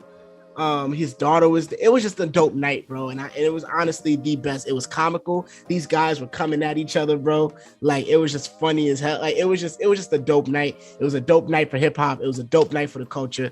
And I think we won. We as in you the and people. Oh, okay. Yeah. You feel me? Yes, sir. So my thing is, who do y'all think needs a versus? Did Omarion get a versus yet? Obviously, Cole and Kendrick. Man, I wouldn't do that. Nah. Well, I don't think you can really pit those two against each other. Yes, you can. And I will say Cole will win every single round? I don't think he would win every single round, but I do feel not like every round. I do feel Jermaine's like Cole, cool, but not that cool. I feel like Cole will have a one-up on Kendrick. I just don't feel like he'll win every single round though. Because if you play some songs from To Pimp, like I don't know, man. That mug, I'll just depends say on the criteria. I'll say nothing beats No Role Models. Period. Right. Nothing. No role models. Anything Kendrick has, and don't say Humble. Please don't say Humble. There's nothing that beats No Role Models out of Kendrick's entire catalog. Cole's gonna use one of the songs that Kendrick is on just to be like, this song is better than any one of your songs, and you know what song that is. I mean, Kendrick's features, I think. Oh, and then Cole's features? Oh, Kendrick has Cole has some nuts features. But Kendrick's features are more known. I will say that. I think. I don't know. I feel like To Pimp, or even if you go back to Good Kid, I can't name many Kendrick features that I'm like. One of my favorite features from Kendrick is when he did a track with The Game. I can't remember the track name right now, but Game made the crazy mistake of putting Kendrick at the end and having the beat fade out as Kendrick is still rapping. Right. And from that moment on, I said, you would make the bloodiest mistake in your entire artist career to put Kendrick like that and never do him like that. Right. You know what I'm saying? Like, you don't give that man that type of shine and don't expect him to carry the team. Right. However, the Tech 9 feature, remember that one? That one was that was crazy. That one was crazy. I heard that and I was like, How Many Drinks feature? To me, that's one of my smoothest features. I just love the pull up. He said, pull up, relax, bring it back. Come. No, he said, pull up, bring it back. Come, rewind up. Was Poetic Justice a feature? That was his song. Drake was the feature on that one. Drake killed that, by the way. He did. Yeah, I remember when it first came out, I was so annoyed by that song. It got played everywhere. I'm trying to think. Liquor, then you dive in it. Pull up to the side, let me slide. His No Freezer That feature. was it. Actually, Kendrick got some nuts features now that. Wait a minute, are we counting the Black Panther album? You got to. Okay, so he has hecka features. Well, I'm talking about features that will hit. I'm talking about hits. Like I'm talking about critically acclaimed songs. Like here's the thing. Dead is not a feature that hits. Oh yes, but you're naming one. Okay, wait a minute. There's more. Hold on. Let me pull that up right quick. I'm talking about if you play that versus a lot times 10. If you play that versus a lot wins. Right. How much money you got? A lot. That's 21 Savage. When you get to Cole, sorry. And when I'm talking about, and here's what I'm talking about. I'm talking about the impact of a verse. That's why a lot of these artists don't know how to have proper verses. Because they think that when you do a verses, it's all about like how much songs you have. No, it's about the songs that you choose. Quality too. Because not every song hits. Right. And when I mean not every song hits against the other person's song. And I learned that with Lil Jon and T-Pain. Wait, what about his features with Schoolboy Q? Oh, collard greens? I mean, there's more though. But not every one. That's what I'm saying. Because you got to think about the stuff that J. Cole will play. Right. And I think that's not what you're like when you think about it. Think about the stuff the other artists will play, and then when you put those two, that's why I say like if Cole was to drop No Role Models on any song Kendrick has, he wins. I disagree.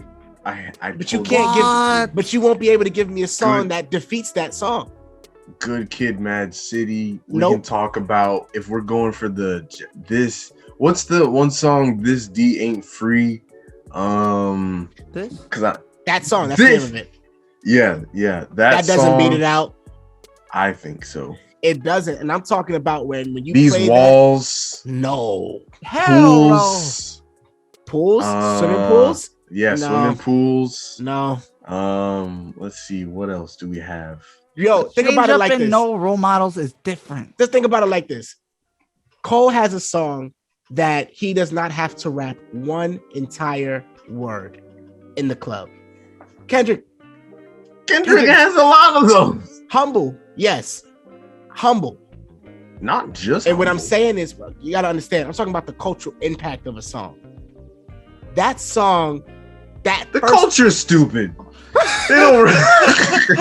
We just talked about that. Okay, that's not a when you think about no role models, I think the beat,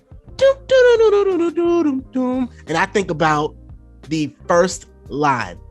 First things first, rest in peace, Uncle King Phil. King Kunta, bro. Nope. King Kunta. Nope. The backseat freestyle. I love backseat freestyle. I actually did a cover of that and made my own freestyle back then. Still doesn't beat out no role models. Like, still doesn't do the it. Black of the Berry. Nope. No, bro. Nope. No role models. That song wasn't even critically acclaimed like that. Not a lot of people like that. Wildin', bro. I'm sorry. Against any other song, maybe. Don't kill my vibe. Tell me. It's close. No, it's close. That's definitely one of his closer songs. But you gotta understand, bro. Like, the only song that he really has what I mean by this, I'm talking about that goes against no role models and can possibly have a chance of winning is Humble. I don't know, man. And I'm talking about against that song. Kendrick has DNA. You can't tell me DNA cannot go up against that song. What? That is so iconic. This switches, bro. What are you talking about?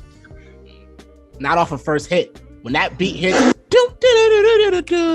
like everyone knows what's about to happen. Yeah. You're telling me that does not get you as hyped as when you hear role models? Nah, bro. I'm sorry. And I love Kendrick to death. I do. Oh my gosh, y'all are killing me. I'm just saying it doesn't beat no role models. Oh, definitely not. No. Now you're just naming everything off a damn. That's what I'm saying. I'm not naming everything off because I don't think Lust would get it. I don't think Fear would get it. Duckworth has a chance. No, it doesn't. Duckworth has a chance. Anywhere you go in the world, do they know Duckworth? Bro. No. DNA, bro. You're telling me DNA. Like, to Humble me personally, DNA is better than No Role Models. No Role Models was an anthem. Kendrick needs to play an anthem. DNA was an anthem, bro. DNA was the anthem. Humble was an anthem. No Role Models. Humble was the anthem. No Role Models. No Role Models. You will hear it be played at parties and clubs regularly still. So DNA. No. Hell no. It does. Hell no. DNA, number one. Let's just break this down. DNA. No Role Models has become one of the art of beat switches. DNA brought back the art of beat switches. You can bring beat switches, though it's how you do the beat switch. But see, that's exactly my point. DNA ushered that in. It you can say that Black Panther is based off of DNA. You can say that stylistically. Nothing was the same ushered the beat switch in. Right. Like nothing was the same album did. Because mostly every song that Drake did was a beat switch. That's old. I'm just saying. Fame is old. I'm talking about ushered it in. After the 2010s. No. And the later part of the 2010s, DNA revitalized that mug. Nothing was the same. That's early. That's a little bit before Nothing was Jermaine's the same time. came out. Nothing was the same came out after 2010 because I just came from Jamaica. 2013. That's like 2011, 2012. Nothing was the same. You know what? Let's look this up. 2013. Exactly. Thank you. 2013ish. So towards the end, we lost the art of beat switching over pure bars. And then also DNA being an anthem, look how much that charted. And look how much that echoed even to this day about people referencing, talking about being a real one, talking about, like, you want to talk about culture defining? You want to talk about his new, what do they call it? Persona? Oh my gosh. Kung Fu Kenny? Yes, Kung Fu Kenny. Embodied in DNA, bro. You cannot tell me that does not. That's great. That's great that but the impact that it had on everybody else that received it. On you. And again, I don't want you to misconstrue what I'm saying, because I feel like you are. I'm not saying that DNA is not a great song. I'm not saying that DNA didn't have its impact. I'm not saying that DNA didn't make its mark. It did. I'm talking about DNA when played against no role models will not win. And I'm talking about the sing along. I don't want to keep saying a bull, but the sing alongable factor. Bro, I just looked up some of J. Cole's best songs, and I just totally forgot about one of the most iconic songs that I think is up there with no role models that everybody knows. Can you guess it? GOMD? No. GOMD? Power Trip. Fuck. Oh my god. Right. Like sorry. that. I'm sorry. I don't know. What is Power Trip? Got me up all night. All I'm singing is, do you believe me if I said I'm in love? Baby. Oh, okay. That wins. I'm sorry. I was like, those are his two biggest ones. Wins. Oh, you're what? I'm sorry. I don't know that wins. You're trolling, Maz. You're trolling. He's trolling. He was serious about DNA, but he's definitely trolling about Power Trip. That tops every one of them. Okay. Even if we look up, let's look up. Even if you look up Kendrick's top songs, right? Hold on a second. I'm gonna Google this right quick. DNA is bad far down. Oh no. Humble is where though? Humble is where? Humble is number 3. See? What's his top one? Swimming Pools. It makes sense, but Humble is still his biggest song.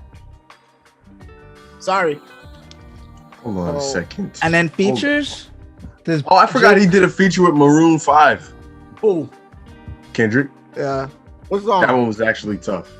Hold on, I'm trying to get rid of this ad. It still doesn't win. I'm sorry. And Cole's one feature that he only ever needs to beat any feature Kendrick has?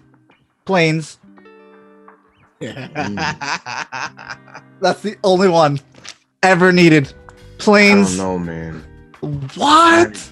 No, man. Nah, Problems, bro. No, I think. Oh, we're talking about what I know. done. Okay. Wow. Kendrick,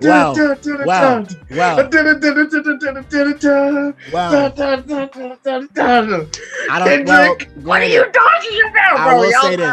I will say this. This now, I believe this needs to be a versus. Actually, everything I said, this would be a good versus. Okay. Problems, one of my favorite songs. Like in one of my favorite songs, because all of them did their thing. Right. Does it beat no role models? ADHD? Oh no, sorry, nope. I love that song, but no. Well, Problems would be a feature song. Problems would be a feature song, and it would kill most of. All right. Okay, wait, I'm just talking about now I'm getting hyped about the. All right, we gonna be all right, but it still doesn't beat out no role model. But you don't hear the ba. That's almost as iconic as almost. You said almost. You just said it. You just said almost. You literally just said about nope. You said almost. Sorry, this conversation's over. Anyway, the idea is the whole almost iconic. All I'm saying, Maz, is I'm not saying that you're wrong about any of these songs being dope. I'm saying that they just don't beat no role models, and that's how I feel.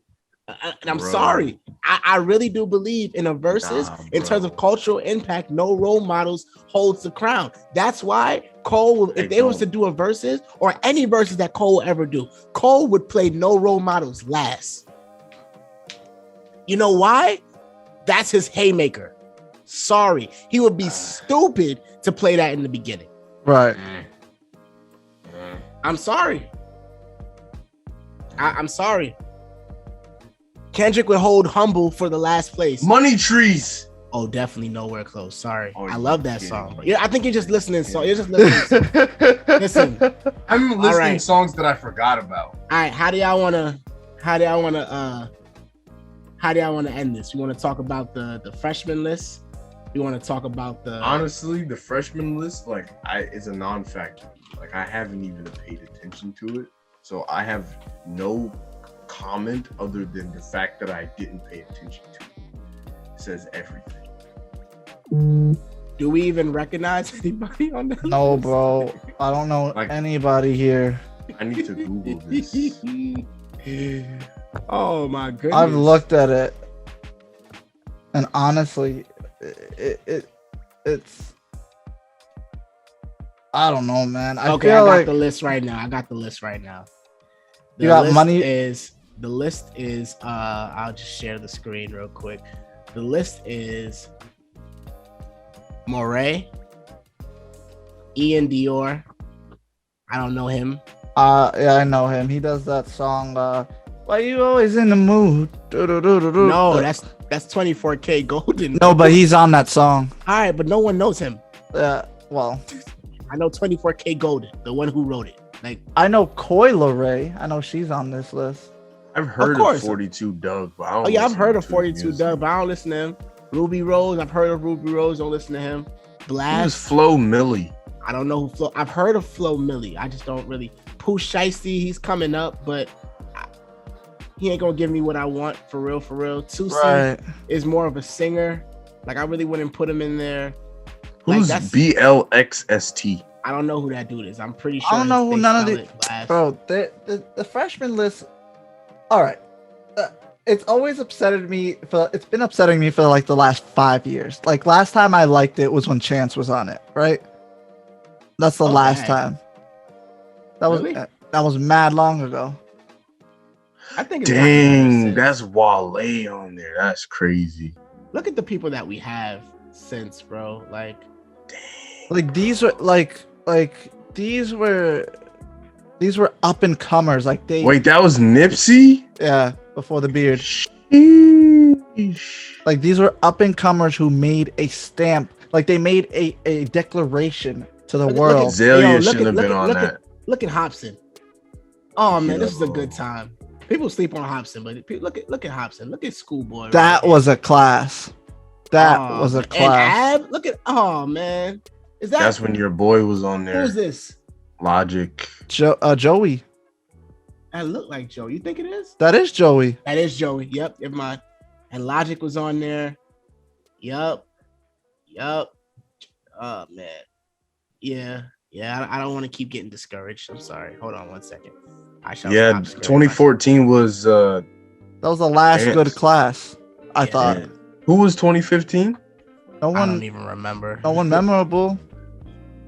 Does the freshman? Do you think the freshman list holds any weight anymore? Hell no. Like, the people who deserved it this year didn't get it. Reason from TDE. I thought Marlon Craft should have been on it. Not on there. Is Boz freshman? Who? No, Boz has been on fucking. He's been in the game for a minute at this point, so I think Aaron Cole should have got it. I think Westside Boogie should have gotten it like years ago, but like whatever. There's mad people who should have gotten it that didn't get it, and they've like made their stamp. They've said they've made their declaration. Everyone in the past years.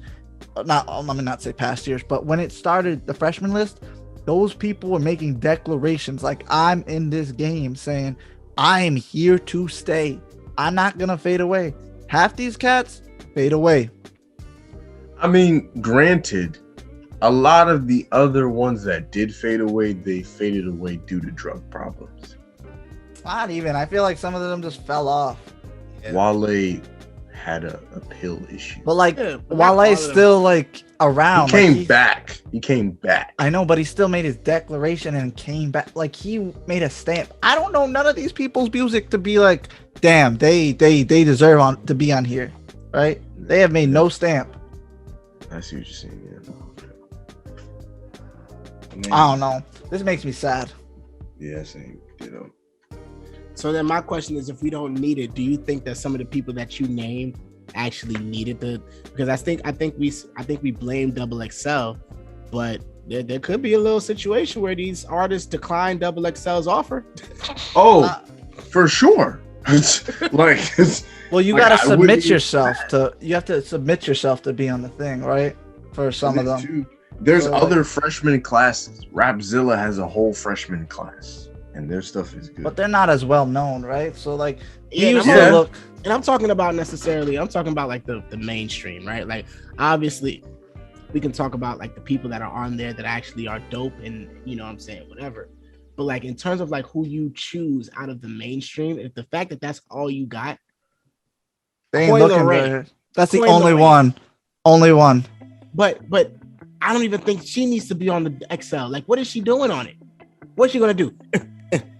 Ooh, ooh. And she act how I get that. Ooh, what? I don't touch the body. Like, that's all she gonna do on it? Who's that chick that does the song "Call Me Big Purr"? Coi Leray. She called me Big Purr. Come make this. Wow. What's she gonna do on the XXL, bro? Oh, you can't put her in a class. You couldn't put her in a class with Doja, bro. Doja's never been in a class. But you couldn't even put her in a class with Lil Dicky. Wait. That's not fair. That's not fair. Remember when Lil Dicky came out? That's not fair. Why not? That's not fair. Why not? Lil D is too great for all that. Come on. That's the point. Now. Why do we lower the standard? It's not about lowering the standard. At least find some decent competition, because Lil D was hanging on his own, even in the freshman class. That's what I'm saying. If I can't even put you in these places, then why be on the list? I mean, that's all I'm saying. That's all I'm saying. Yeah. If you can't even go toe to toe with Lil Dicky, then what are we doing here in hip hop? But I mean, he's actually really good. Oh, trust and believe. I've been a champion. To say that you can't go to toe with him, I don't think it's like that big of a slight. Well, I'm not slighting Dicky at all, but I'm saying like no, not slighting him. I'm talking about to say that someone can't go to toe with Lil D. Like, that's not a bad thing. Like, that shouldn't be seen as that shouldn't be able to not qualify. You know, because he's up there. You know what they need? They need a senior class where they bring back like old people, like old freshman class members, right? And they just have them like do same thing, but like just updated. I would love that. Honestly, I think that would be so fun. Who would you put on there? Oh, there's so many good lists to choose from, bro. Right. So, okay, let's say 2021. All right. Who would be seniors this year? So, people from Chance. Yes. Yeah, 2015. 2015. Can we have Cole on there just for the hell of it, for the culture? Wow. I mean, he's not the 2015, 2016. I would put Vic Mensa on there because Vic body his rap. People forget about Vic. That dude was He's been quiet. He's been quiet, but I would never slight his bars. Never. What about Vince Staples? How y'all feel about Vince? I was just thinking him, yo. We're right there. I was just thinking him. Yeah. Logic, of course. Yeah, Logic. I'll put Hop again. Hop. Yes, sir. Yes, sir. Boy. Goddamn. Otis him. Man. I would put Iggy in there. No. Josh's face. No. You know what? Good, baby. It's been a GLT podcast.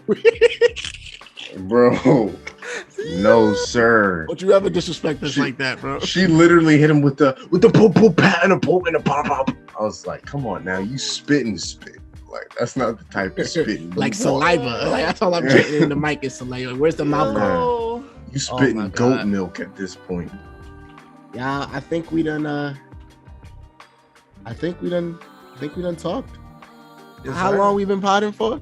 I don't know. I think we have to see. I think we're touching 2 hours at this point, maybe a little bit over. And that's just including the little stuff that we was talking about before. Right. Jesus Christ. I think we can cut it here, bro.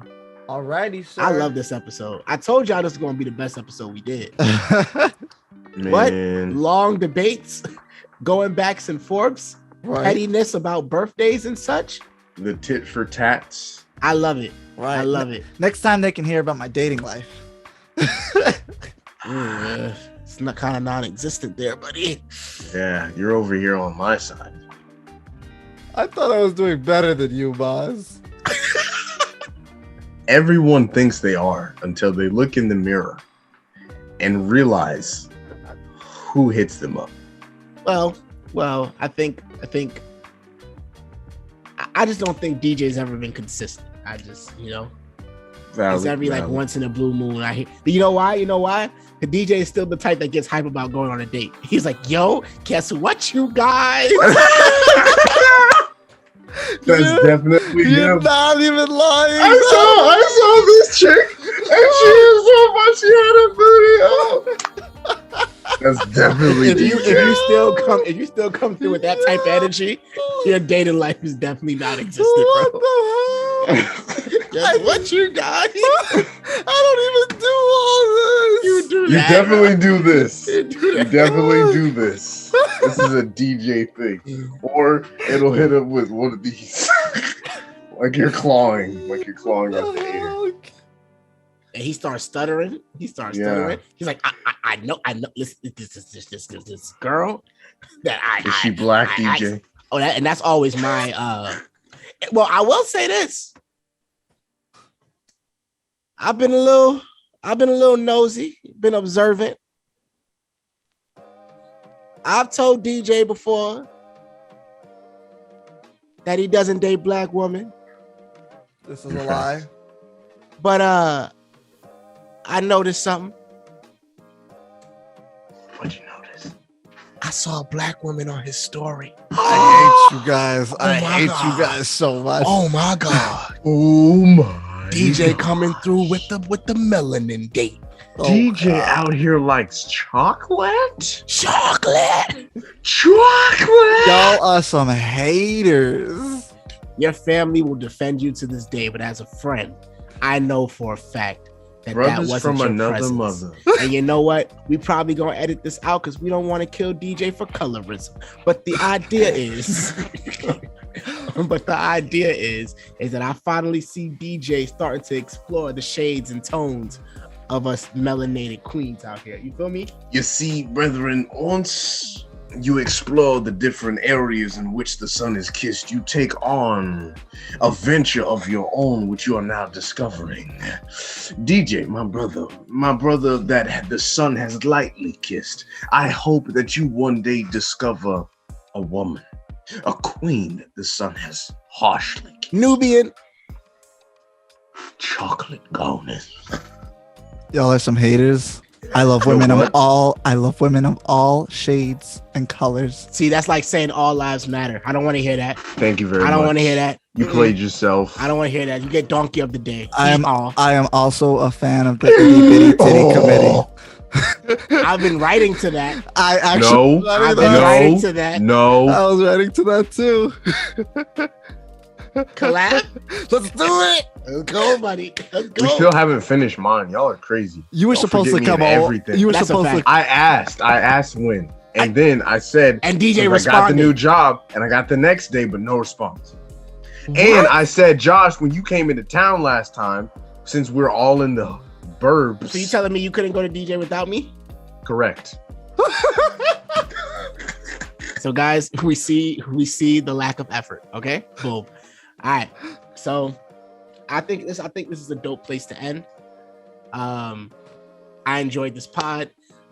Stay tuned for some updates that we got. We're trying to take this pod to the next level. We're trying to bring you guys some dope content, some dope segments on this pod.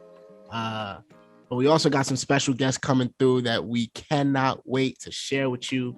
We're working, and My wife's coming on.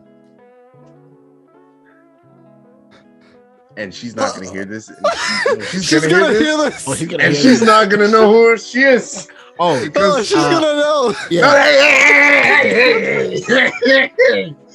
Yo. How should we even listen this far? We don't need to say names.